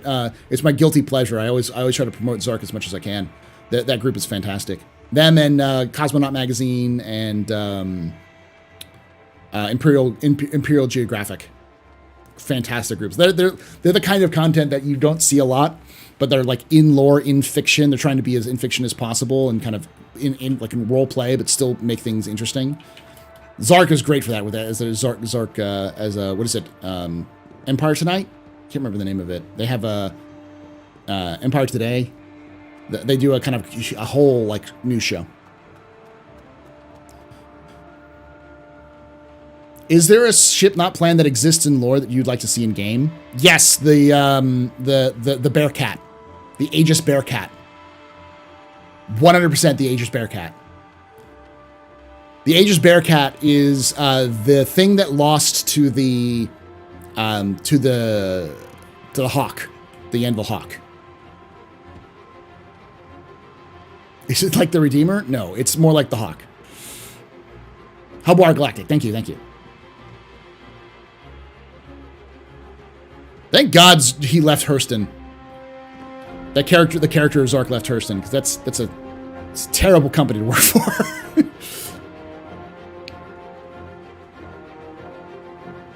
Jared Helkeby, top 5 hot talk show hosts of all time. Yes. Number 1.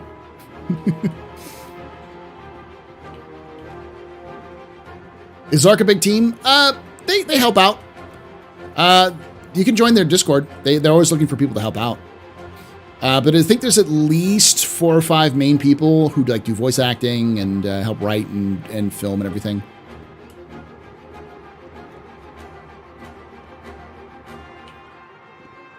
There is no original concept. That is the original concept. The Redeemer that we have now is the original concept. But if you're talking about the Mark I, that's invention by me. I invented the Mark I in my brain, and I just pulled the concept image from another creator, someone else who did a concept. I credited it in the description, everything like that, just because it's close I could get to it, and because it was something that other people had pulled out as a example of what they'd love to see as a Redeemer. You can take away my spaceship. You can take away my space suit. Suit. You can even take away my space lasers. But you can never, Never. ever Ever. take away my space game.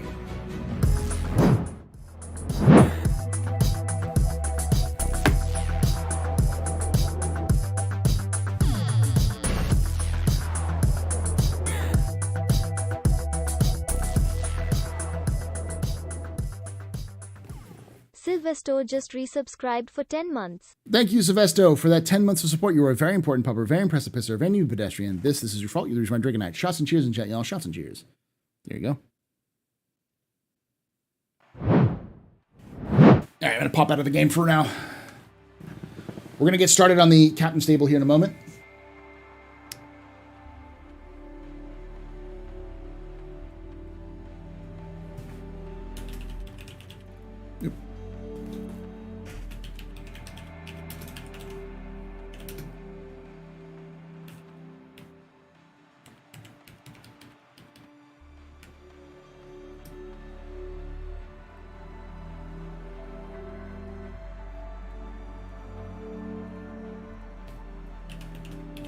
We've got. Thank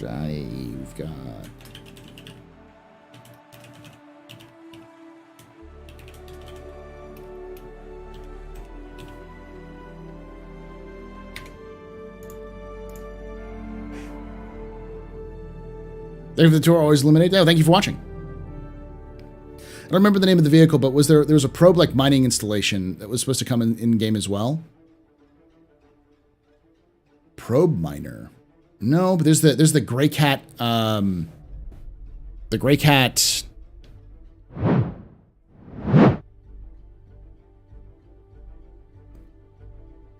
Cygnus mining drone, if that's what you're talking about.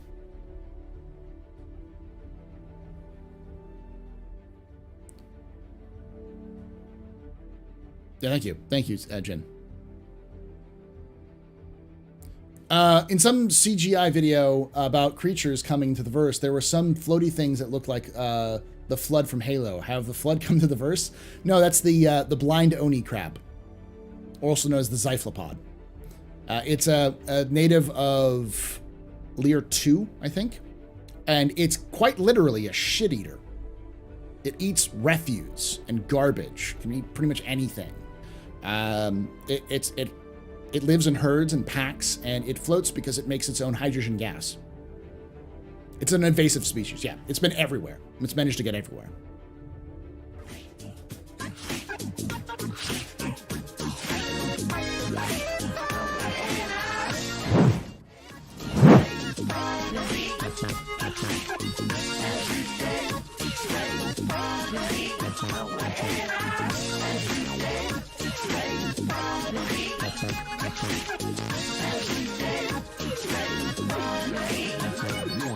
Mount_Stunner just gifted 5 subs. Thank you, Mount Stunner, for gifting those subs to Citizen Shenanigans, Samuel I, Photostan, Oates, and Architect. You were all very important puppers, very impressive pissers, very good pedestrians. Y'all rock. Shots and cheers in chat, y'all. Shots and cheers.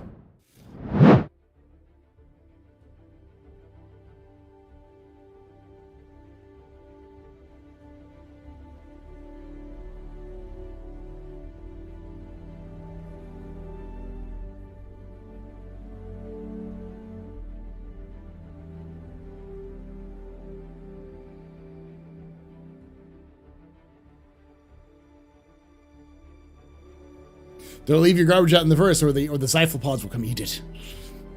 The best part is, because they're made out of hydrogen gas, if you shoot them, they explode. But again, I also gotta say this, Mount Stunner, you are always, and I mean always, far too generous with those gift subs and everything. Thank you. DX Craze, yes. Another round of beers, let's do this. There we go. And more beers. All of the beers for you. What's the Captain Stable? It's a podcast. So it's a Star Citizen podcast where I bring people from all over the Star Citizen universe to talk about the game, their experiences. We have different things and all sort of stuff, but today we're talking with... Hold on. Come on.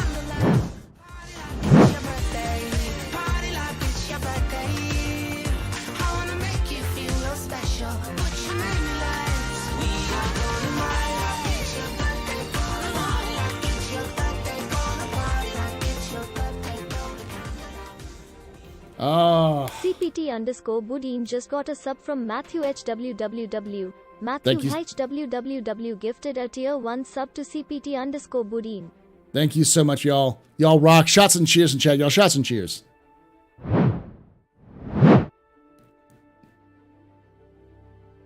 Oop. There you go. But yeah, no, Captain's Table is a podcast. So it's a talk show podcast. You've done biddies. We've got, do we have a hype train going on? Oh, we have a hype train going on. We're going to be talking with Hey It's Nick, who's a content creator here on Star Citizen. We have Zark, not Zark Media, but Zark. Zark, who's just a fan who comes on every so often to talk because he has to come on. And HC Vertigo, who's another content creator for Star Citizen. But we've had people like Board Gamer and I think Mike's been on it once or twice. Super Mac Bros. We've had Zero State. We've had Burks. We've had... I'm trying to think of all the people we've had on. We've had a lot of people. A lot of content creators come on. Anna D. We've had Aurelia. We've had Gabs. We've had... who else have we had? Buster. Lots and lots and lots of folks.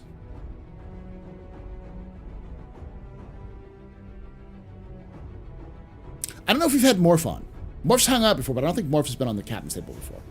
I'd love to see him on, but the issue is more our time zone sort of situation.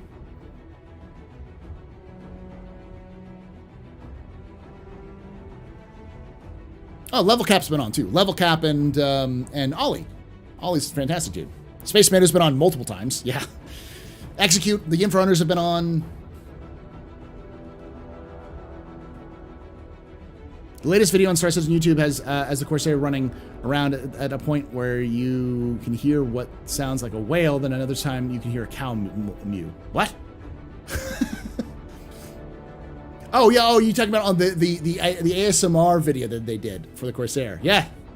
Yeah. For the space whale and the cow, the space cow, which is the Kazi Grazer.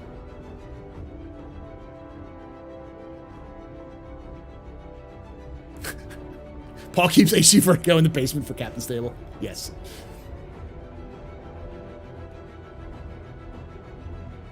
But when we get up to the start of this, so for those of you watching on YouTube, we're gonna move on over to that here shortly. So yeah.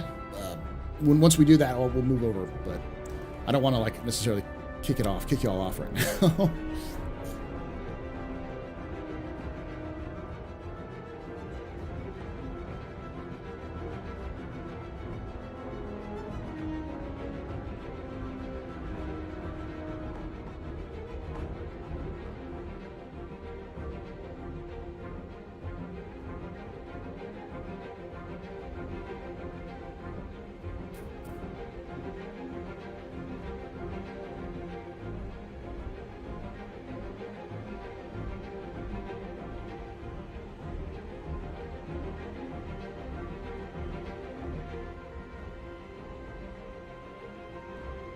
You want to dance?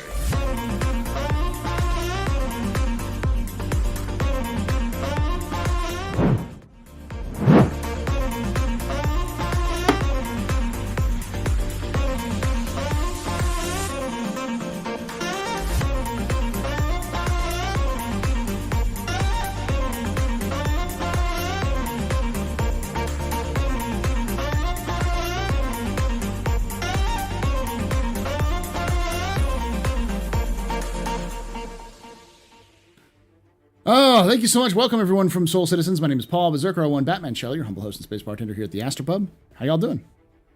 How is Soul Talk? Soul Voices. One of the two. I can't remember which one was.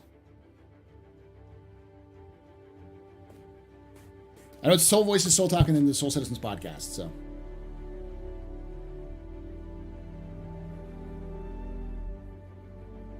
Got to do that dance together? Yes, we do got to do that dance together fist. Because I've got the dance moves. I can dance. Reality. I just chair dance as well. I'm just not as good as, I just don't care. I move like I just don't care because that's the key. You know that meme like, He ain't all there, but he got the spirit. That's me. That's me. When it comes to dancing.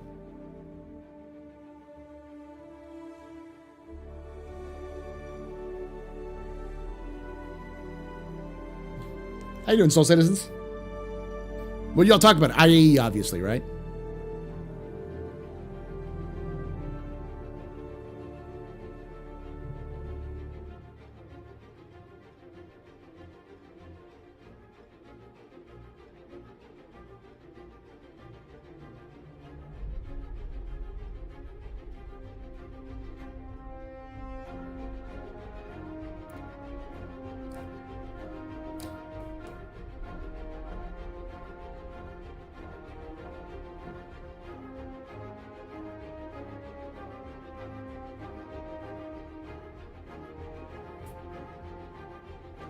All right.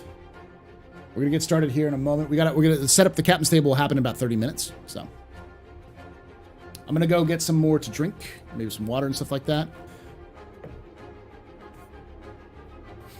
And I do have a question, y'all, because I just released the Drake video, the one from yesterday on the table. I think I'm just gonna keep doing what I'm doing. Keep doing that because I released it and then it did okay.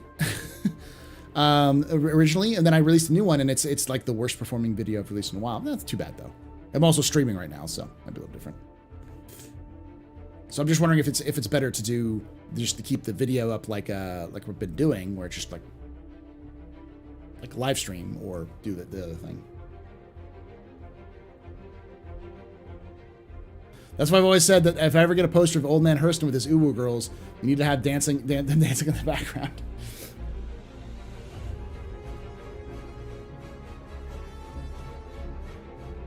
Both? Okay. I'll keep doing it. I mean, like, literally, it's no skin off my back. It doesn't take...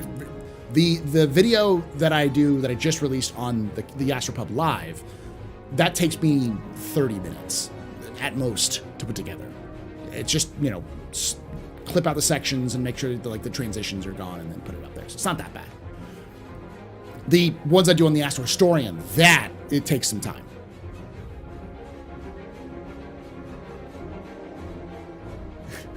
Well, the analytics are also just more like, I'm really busy right now, so I want to, I don't need to overload my own stuff. But have you watched the Super Ship talk? No, I haven't talked about that. BMM Death, I have no idea what that means. I haven't watched any of that.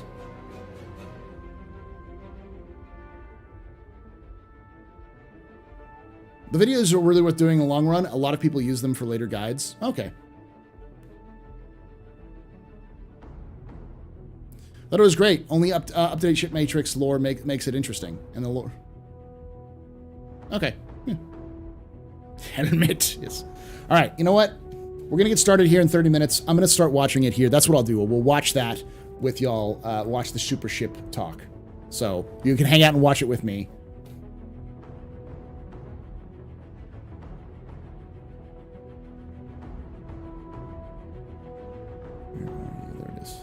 It's an hour and 19 minutes. There's no way I'm going to watch all of it. Very exciting. Says everything's good?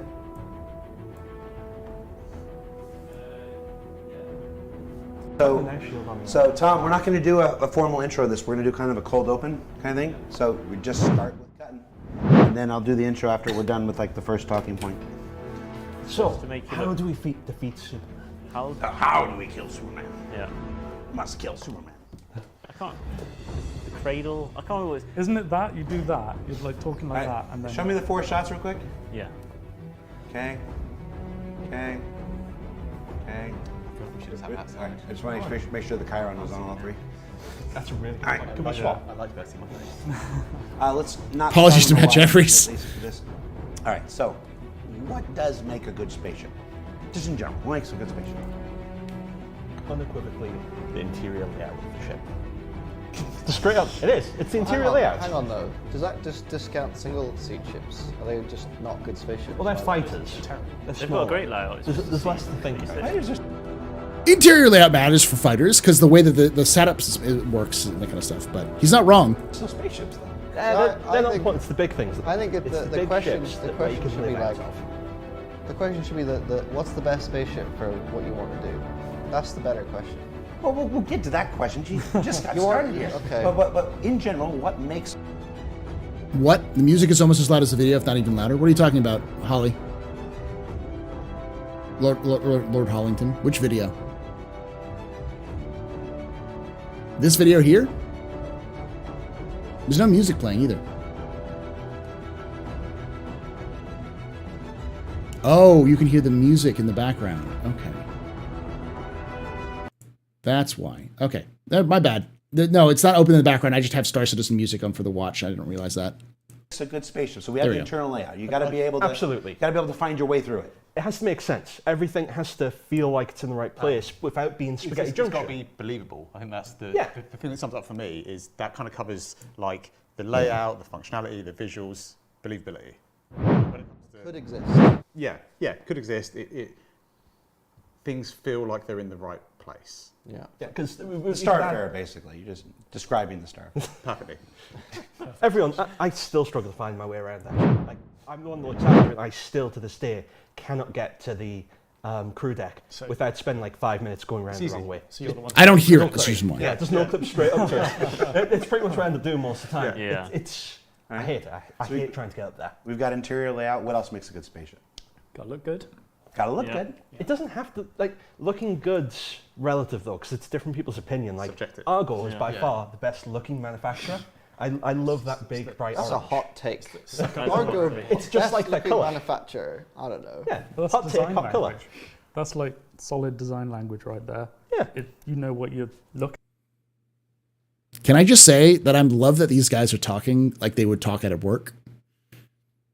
Like this feels natural, and I know it is natural based off of CIG, but it's just like it's so easy sometimes to think about CIG as just they're people working on the game. But this is obviously they're all talking. They're talking like they're passionate about the game that they're making, which is nice. It's a nice kind of thing. Be like, oh yeah, they're passionate. Looking at with an Argo ship. I think it You're communicates its sitting here intent. wearing orange right now. I feel like he's repping Argo orange. Yeah. I feel like you're a ringer here for Argo. Okay, all right. So it's got to look good, but can a good spaceship look bad? I mean, can a good-looking spaceship be a bad? Thank you. The Pando Forest in Utah. Like ugly in a sense. I thought it's in Utah. Nostromo is not a great-looking, Well, it's like brutal. aesthetically Brutal industrial, right? And that, I think that can be iconic. Again, that can look good, right? I think it's led by its function, isn't it? Like if you've got something that is a big workhorse, an Argo ship, you don't expect it to be like super sleek and organic. Whereas if you've got something that's a fighter or something that's like a racing ship or something, you want it to look sleek and feel so believable. Do you feel like you want the ship to have a character, like an identity that's very like obvious when you look at it? I feel when it comes The to Cutlass. our projects, it's really important that our manufacturers don't merge into to one. So the And manufacturers our have the manufacturers have their identity. Yeah. And then within that you've got like a subclass of like what the functionality is. Like if we were doing an industrial ship that was made by Origin, you wouldn't expect it to be like an 890 with a laser beam in front of it. Yeah. You'd want it to still feel. But you would 890 with a freaking laser beam. Freaking laser beam. I mean, 890 should have sharks. So. But you would immediately want to recognise it as Origin still. Yes. It's fine for it to be industrial, civilian, combat, all having a very obvious direction that the visuals go, but at the same time you still want all of the manufacturers to immediately be recognisable from each other. So internal layout, you got to be able to find your way throughout the ship. You can get to where you're going efficiently. It's got to look cool, not necessarily look pretty, but look like stylish, iconic. It's got to something that immediately resonates with you. Anything else? Looks, getting around inside. What about performance? Does this matter? Does it? Doesn't matter to everyone. Dave Coulson, does performance of a spaceship matter? I mean, yeah, obviously, but it's also like doesn't matter to everyone because there's a certain place in my heart for like the 890 where I just like the image of like living this luxury lifestyle. But I don't care what its that's performance is. that delivers what it laid out to deliver. Like its sole purpose is to be a luxury ship. That's true. And it performs very well at being a luxury ship. Yeah. So I think like it kind of goes without Performance saying. means that- different things in that context, though, right? Well, Yeah. performance means different things based on what the ship we're talking about is. So in terms of the 890, its performance, I suppose, is how luxurious it feels. While Handles like a boat. it handles like a super yacht because it is a super yacht. But what would you say quantifies the 890 as performing? And it's delivering the luxury experience. You're not talking about its combat capabilities when you're talking about performance, because it's not a combat ship. But if you're talking about the Gladius or the Hammerhead, you're talking about its combat capabilities and how well the Hammerhead its turrets can screen you from fighters, or the Gladius, how well it can do in 1v1 dogfight and combat. So like, the performance is based on what the goal is to achieve with the ship. So performance matters, but what performance matters depends on what the ship's for. Right. It's like, you know, you judge a ship based on what it's intended to do, as opposed to maybe what you want it to do. Like, yeah, exactly. Like we were just talking about this way out. Like there's that movie A Knight's Tale. Remember that one with Heath Ledger and everything? Yeah. It's not the best movie ever made, but it's perfect at doing what it set out to do. Like, for when you consider all that it's supposed to be in its place, like, it is a flawless movie from beginning to end. Shout out to Heath. All right. So welcome everybody. Don't know. I'm really good at this. Welcome everybody to Star Citizen Live, the IAE 29. Yeah, I am also Super Jared, don't Talk worry. Spectacular. I didn't name it before we decided to film. I'm your host, Jared Huckabee, and if you've never seen a Star Citizen Live before, it's where we take about an hour, sometimes a little more, sometimes a little less, out at the end of our week, and we discuss some aspect of Star Citizen's continuing development. On the show this week, to celebrate this year's Intergalactic Aerospace Expo 2952, we have got 6 esteemed members from our vehicle teams. We've got Vehicle Director, Mr. John Crew. Hello. We've got Dave Colson. I don't even know what your title is these days. Senior programmer, who's he futzel? Vehicle programmer. Vehicle programmer from the content from the feature and experience teams. Corey from the ship content team, helping to build out the art. Ben, art director from the content team. Mark, design, and Henry. I was doing so good. I got to you. Last hurdle, Jared. Last hurdle. Henry, this is your first time appearing on camera for anybody in Star Citizen. What do you do? I'm Henry. I'm a vehicle artist. Yeah. Well, welcome to the show. Thank you. Henry was kind enough to be a last-minute replacement to fill in. So Henry gives me very dude vibes. Really, thank you for. We literally You're a grabbed dude, you about Henry. 5 minutes before we you're the started dude. filming and just pulled him in. He's like, The dude abides. Okay, yeah, I'll be on the film. So we are in the IAE, just technically launched today, this is going on in the Microtech Convention Center. It's your chance to explore almost every single ship and vehicle that Star Citizen has to offer. On Inside Star Citizen yesterday, we talked a bit about the 600i rework and a bit about who Drake is, and introduced the brand new Drake Cutter. Next week on ISC, we'll be talking about even more spacecraft, some that you know about, like the Polaris and the concept rework for the interior that's going on, and then ships that you're not supposed to know about, but maybe if you went to Reddit, you already do. But we're not going to spoil that here for those who are staying pristine. So on our Inside Star Citizens will be where we'll talk about all the new ships and give all the information and stuff like this. Today, here on the show today, we want to talk more about the process of making ships. What Cutter is amazing. Makes a ship good, which we just talked about, how we go about making them, the considerations that go into that, and just overall a bit about the process. The Star Citizen project has grown by leaps and bounds over the last several years. We used to do a show called Ship Shape, where we educated about the entire pipeline and how ships move through it. We haven't done that in a while, but since those days, we have gained. Why is the Cutter amazing? Because the Cutter has better guns than most of the starter ships right off the bat. It has a nice big cargo hold, so it can hold vehicles or actual cargo. And it holds more cargo than the Aurora does. And it is better than the Mustang because it has even though it's the same cargo, it can hold vehicles whether a Mustang can't.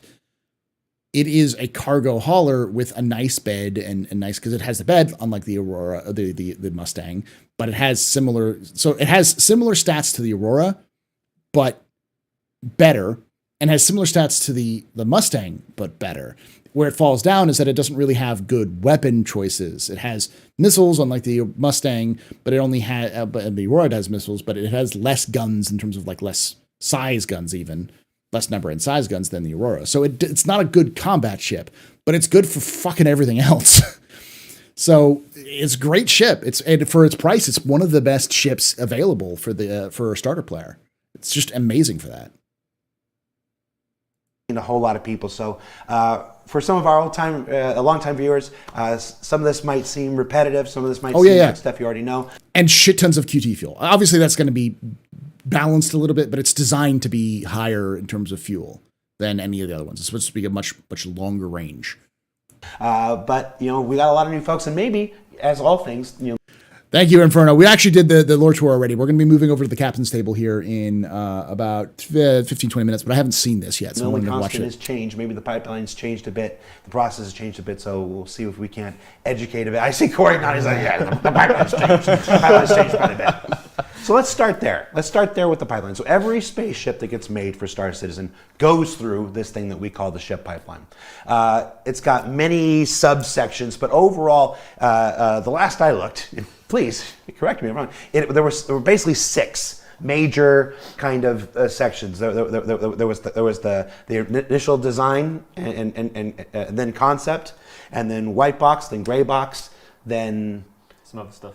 Some other stuff. New stuff now. Let's talk about it. Just finish it. Let's go to John Crew. Why am I doing this? John, talk us through the pipeline. What's the I disagree that the Avenger is best. I've said for a long time, and I will continue to say that the 315P is the best advanced starter ship that exists. It has more cargo than the Avenger. It has similar guns than the Avenger. It has its own. It's the only ship of that size that actually has its own tractor beam that will be able to load and unload things. That has a decent inside bed and inside storage, and is fast as fuck, yo. And it has really good range. It's got much bigger range than the Avenger. And honestly, at this point, if you're a cargo hauler or any kind of cargo adjacent stuff, not combat variant, then I would go Cutter, 315P, and then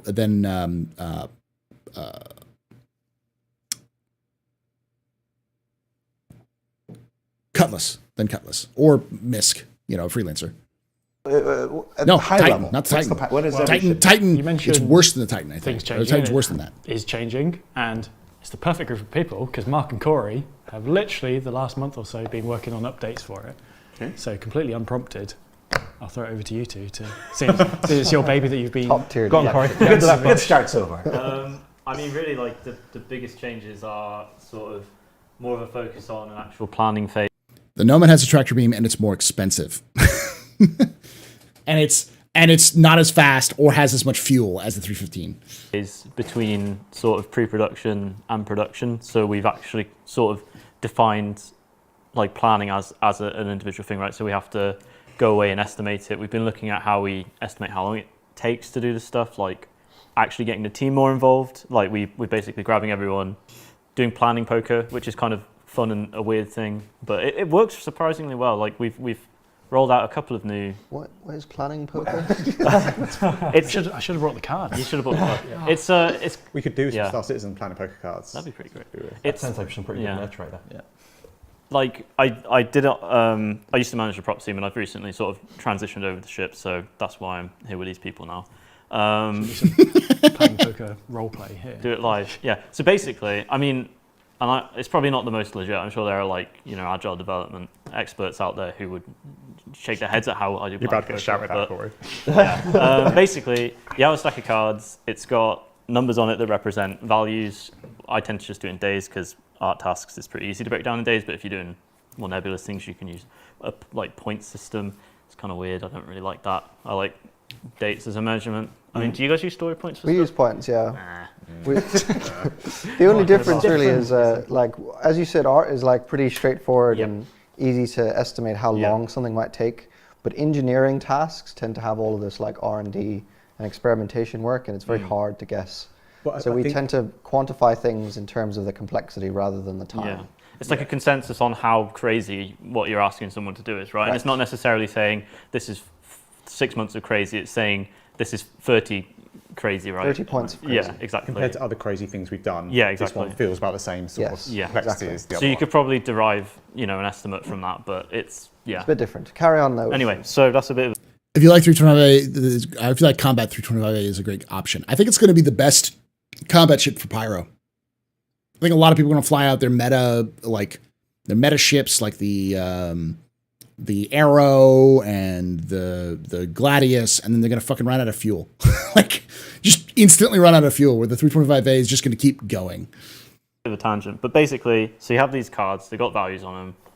Everyone has... beers are for giveaways, because we're giving away a Anvil C8X starter ship starter package right now. So cards face down, and you say, okay, so we're going to look beers, at... plural. How long do you guys think it will take to do the white box pass for the exterior of the ship, for example, right? And everyone will have a little think, and then they'll get there, they'll select their card, and then, you say whatever, show your cards. Everyone presents their card, and you basically look and see if everyone's got like a consensus on how long it's going to take, or if there's like a massive deviance. And if there is, you say, Henry, you said it's going to take you 20 days to do this task, but John said it's going to take 10. Why is it going to take you twice as long? And then you might say, well, here's a bunch of things. They took our mug. Yeah, that mug right there. That is a 3D printed mug. I know where a lot of these things come from, because I follow creators who do cosplay for Star Citizen, and I know who she is. They should credit her a little bit more, I think, but yeah. So John didn't think she definitely made them John for might them. go, oh, Henry, you're slow. Yeah. Or I might say, Henry, pull your finger out, mate. Come on. But basically, the point is that you've got the people working on a task, and you're trying to reach a consensus. It does take a bit of time as well, which is a bit, I think in the past, what we've tended to do is we've tended to do this on like a ship scale. So we've basically looked at a ship as a whole and kind of gone, okay, well, we know another ship of roughly this size and this complexity with, it's a really well-known art style or it's a completely unknown art style. We've kind of broken it down that way. Whereas what this allows us to do is the team to kind of take on, have more input into that. And also because our complexity of our ships has grown so much over the years, it's no longer a case of like, oh, here's a small single-seater and all small single-seaters take X amount of time, because, some of them have, one wing that you can just mirror around. Other ones have completely unique parts and completely unique functionality, and it just allows us to get a better understanding of how long we think things are going to take, and because of that, hit our targets better. Yeah. We've already, compared to how we used to do it, it used to be at a high level, people would leads and directors would say it's roughly going to take this long as a best guess ballpark, but some. Pyro will be the home of the Vanguard, Cutlass, and Freelancer, methinks. I think Freelancer and Vanguard, Cutlass may be a little bit harder, but unless you have local support, because it's one of the lower, it's one of that size range. It has the lower end in terms of fuel capacity. It's not bad, but it's going to be slow if you're trying to use fuel. Sometimes it's been so long since we've been actively doing some of the things that our estimates have fell short, or new tech's made it more complicated or easier, so we don't have as an accurate idea of it anymore compared to the people who are doing it day in, day out. Mm-hmm. So we've had a couple of ships go through this process now, and the estimates we've got from doing this have been almost to the day correct. And with some of them, we underestimated the whole scope and cut back what we were going to do because we knew it wouldn't fit because of the better estimates, and everything got as much attention as it deserved. And we now know we just need to go back and revisit something else later, but we also know how much time that's going to take, so we can plan for it better. Yeah, we can adapt the scope of a project to the time we have, basically, because we have a better idea of how long each individual thing's going to. You just bought more beers. What does that do? 50 beers. It means everyone gets 50 beers in the chat. Take. So we can say, right, we've got 30 days. All this is going to take us 40 days. Ben, what are you willing to cut? And then Ben will say, well, this task is 10 days, so we'll cut that. And then, Yeah. So better planning. But that's one thing. Okay. We can't skip your original question, Jared. Do you want the TLDR version? Do the I'm just going to waffle, mate. Let's do the TLDR first. Okay, so TLDR is we start out, like John and his design team come up with the idea of we want a ship to do this role and deliver this, and then I think you normally send around you pitch it to people, don't they? Yeah. We have the very high level, one sentence. I want a space food truck van. We use that as our example for this. Yes! That has to be Drake. And it has to be Drake. Yep. And Yes. either I've come up with that, or I've got it from Chris or Todd or Tony or someone like that. I give that to a designer, and they flesh it out into the full brief. That goes back around all the design leads, because there's a lot of design teams, and they're all working on slightly different things. They all may have slightly different ideas compared to the designer who did that vehicle brief may not be aware of, say, what EUPU is going to be working on in 9 months' time, which may have an effect. So they all have their feedback. We update the brief, goes to Chris for the final sign-off, and then it goes into the concept phase, which is pretty much unchanged from... Draw a nice picture. Yeah. First pass review, second pass. You say it, but we spend a lot more time on the concept to make sure that everything is going to work now. So we do the interiors fully fleshed out to make sure that everything that's going to fit inside the ship actually fits inside the ship. And with the extra complexity we've now got, there's so much more to consider. It would also be phase. worth adding to this point. Obviously, I'm not the most knowledgeable about the concept pipeline, but I am aware that concept is literally not just drawing a picture. I know you mock up the geometry of a ship, the general shape and everything. So you have a reasonably clear idea of what it's going to look like. It's much easier to make changes and to invest time when it's in concept than it is when you get into production, because in concept you've got one artist working on it, and it's fairly easy to kind of course correct.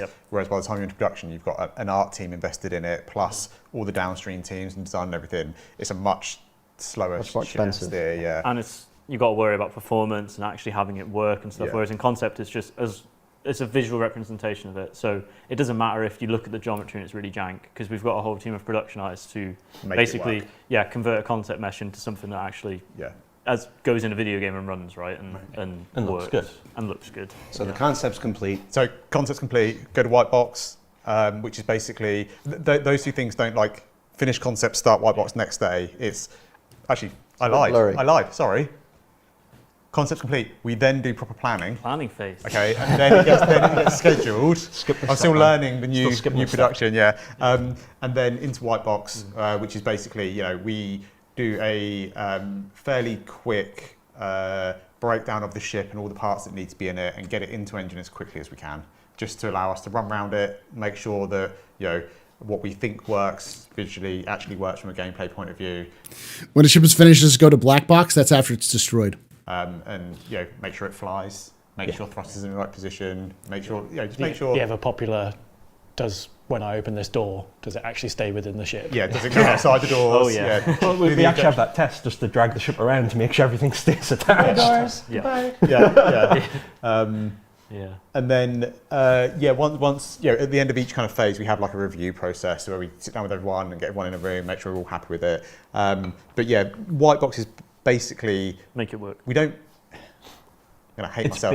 We don't really care what it looks like at that point. It's about making sure that we know what we're doing and it's all going to work. And then into grey box is where we do most of the modelling, most of the artwork. We don't care about what. Generally speaking, white box is about 9 months out. Gray box is about 3 to 4 months out. Estimating, not exact.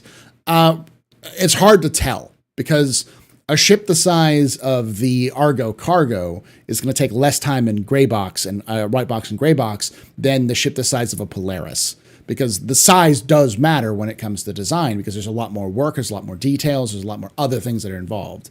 So there's not a real standard in terms of time out. It's more about how many people have to be involved in it and how long will it take those people to work. So. What it looks like aesthetically, but we care about what it looks like as a basic representation for every aspect of the ship. We need to get right? proportions right and everything in white box. Yeah. Now, at some point, even in here, I know it's not art complete, but designers start working on flight characteristics. I think people will want guns over the Freelancer and cargo compared to the Vanguard, unless C1 has the same fuel tank in the MSR as the MSR, and then I don't see another ship with 2 to 4 seats to replace it. I don't know what you're talking about, but. Yeah. Designers started day one. Exactly. So while white box and gray box seems like it's just an art kind of thing, it's you designers and programmers and stuff are still in there, flying around this ugly white brick. That's going on, right? I feel like I've undersold it. It's not that ugly. It's like they do talk more about the Polaris later. Ship's going to look like. I saw the Herald in white box. That was ugly. We have to be involved from the beginning because certain things have massive impact. So with the flight, it's something you have to consider from day one, from the concept phase, because thruster positioning, They don't talk about this. I thought they talked about. Someone said they talked about its current place. Location makes a Here we go. huge... I knew he was going to bring it up. Well, you shouldn't have mentioned it. It was fresh on my mind.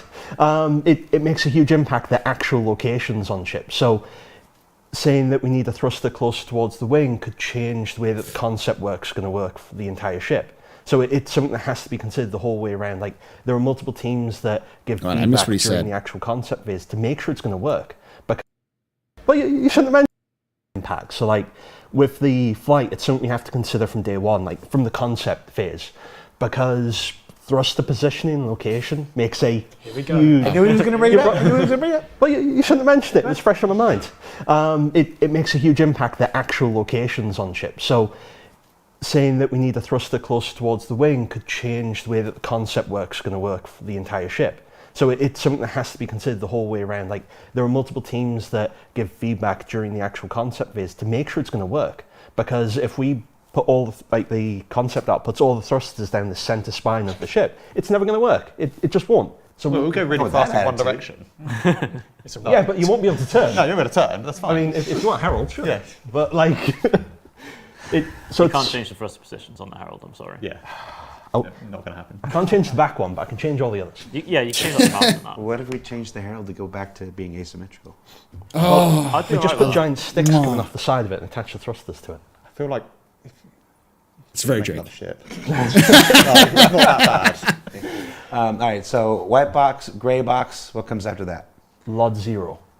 So it used to be final art would be the next phase that we've moved on to, but we found that the amount of things that got put into final art from an art perspective was so vast that having it all as one phase meant a lot of things bled over into each other, and it had a knock-on for other downstream teams like the audio team, the VFX team. Tech art as well. And tech art, because theoretically they could get involved in doing their work earlier, but they didn't know when certain criteria had been met. So we drew a new line down final art and split it into Lot 0 and final, so that basically the end of Lot 0 is when the other teams can then start getting involved and doing more of their work. And it just means they don't have to get involved immediately, but it gives them a longer It was a very window. polite way of basically these two making sure that I don't make changes right at the last minute. Yeah, basically. I wasn't going to say it. Like, let's not be around it. I wasn't going to say it. It makes us sign the ship off at the earliest possible opportunity. So The problem I have is the teams are limited, so every time they push it till later, a whole new concept ship is added, and it's like the endless pile. And if they keep putting the BMM on hold, then it can get worse. Ships never get worse when they release; they only get better after the later they release. The issue comes down to just not enough manpower to get it done. If the question is, well, would they just keep doing concept ships? And the answer is yes and no. They don't release large concept ships, but maybe once a year. And they get 2 to 3 large ships out. They'll eventually get everything out, but not everything's going to get out by the time the game releases. The Endeavor, for instance, they've said is not going to come out when the game releases. It'll be after a post-release release. And several other ships will happen as well. They're also hiring new people. They built a studio that can hold 1,000. I think no, it's like 1,000 to 2,000 people. Is the new studio in England can hold a shit ton of people, and they only have like 500 or 600 people in that studio. They're hiring more people. They're always hiring more people. There's 150 people that they're going to hire. So that's the reason why they only have so many teams, but they also have more. They want more people. So. it can unlock other people from doing their work, and I can't. Yeah. Be like, It's more likely that there is just no reason for those big ships to be in game than it is for that these big ships take time. They just don't have priority because the Polaris doesn't need to be in game until there's multi-crew gameplay. The Perseus doesn't need to be in game until there's multi-crew gameplay. The Idris doesn't need to be in game until there's multi-crew gameplay. The Javelin, same. I'm going to be a broken record when it comes to all of those. None of them need to exist. And CIG has been much more hard and fast on that rule than they have in the past. Do you know what? Just to stop that art director toilet game. Yeah, it is basically that. Exactly. Can we just move that wall just a little bit? And for folks who, again, for many people, this is going to be their first discussion of the ship pipeline. LOD. Plenty of Twitter and net attempts to hire. It's basically like you take your geometry, so So we're mostly waiting on resource management / engineering. Sort of, yeah. The thing is that they don't want to build a ship until they have resource management. Oh yeah. You're talking about We're waiting on resource management engineering. Those two things need to be finished, but they're on the way of finishing. So that's the reason why they've been staying away from the larger ships. Yep, it's going to be a while, James. Well, we'll as Execute said, we'll all be able to play on his Kraken when we're in the retirement home. 3D model for the ship, duplicate it, and then smush it down, like optimize it more. You do that a few times, and basically going to really less complexity, right? Yeah, as the first. I don't understand why they'd start on the Spirit series before finishing the 600 series, because it's a new ship and they don't have to do as much work on it. It's a smaller ship too. Everywhere you get from it in space, it will transition to the next LOD, there we go. right? So These big ships, don't need to be in the game until they can handle 1,000 players. Yeah, there's also the gameplay aspect. There's no point in having a big ship when it's 90% of the server. Optimizing a mesh as it gets further away from the camera. Yeah. Lot 0 is the highest quality one. So Yeah. if you've got your face up against this Exactly. table, you see everything. You step 2 meters back, and these ridges in the table won't be modelled anymore. They'll be flat. Yeah. And also, if, for example, we do LODs on something and then we get feedback about it, it kind of makes those LODs redundant, right? So you really want Ben to be like, Ben, we're not doing any changes to it after we've done LOD 0, right? Yeah. Like that's it. That's your last chance to say change this, because we're going to move. Sorry, I'm seeing someone's talking.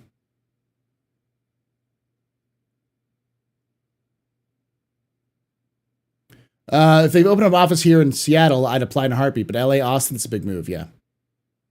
Do you think CIG is realizing the bigger ships may need lower crew counts, more automation? Yeah.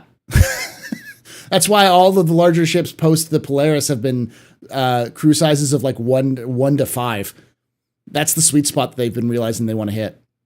They looked the Javelin haunts John Crew and the team and the ship teams. They fucking have nightmares about the Javelin.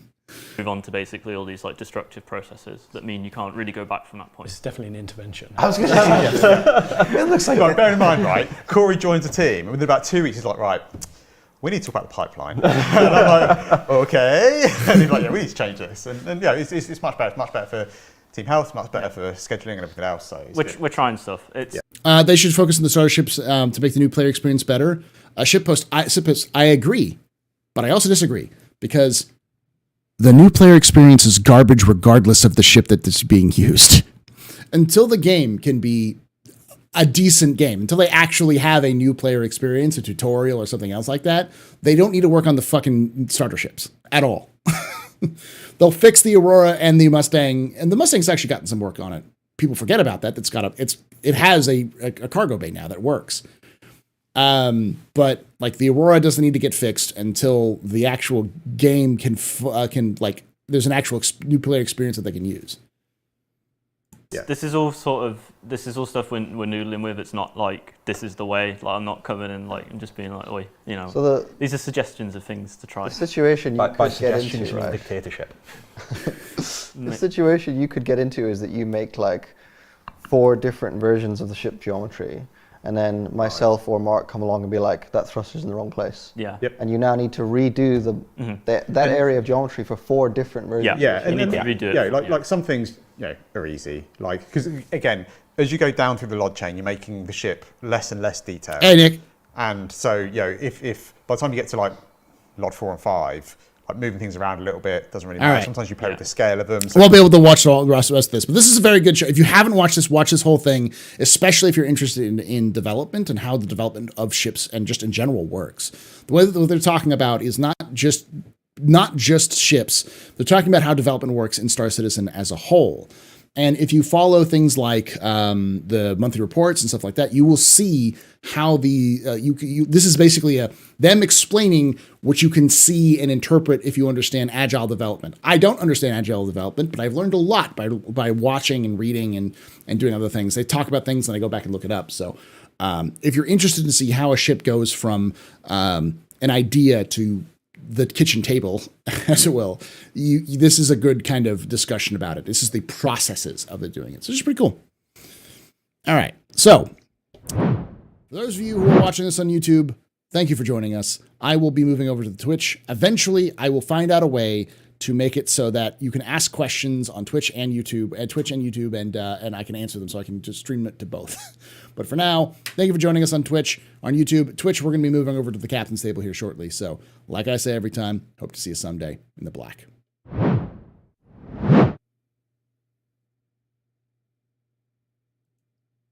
All right, I'm going to turn on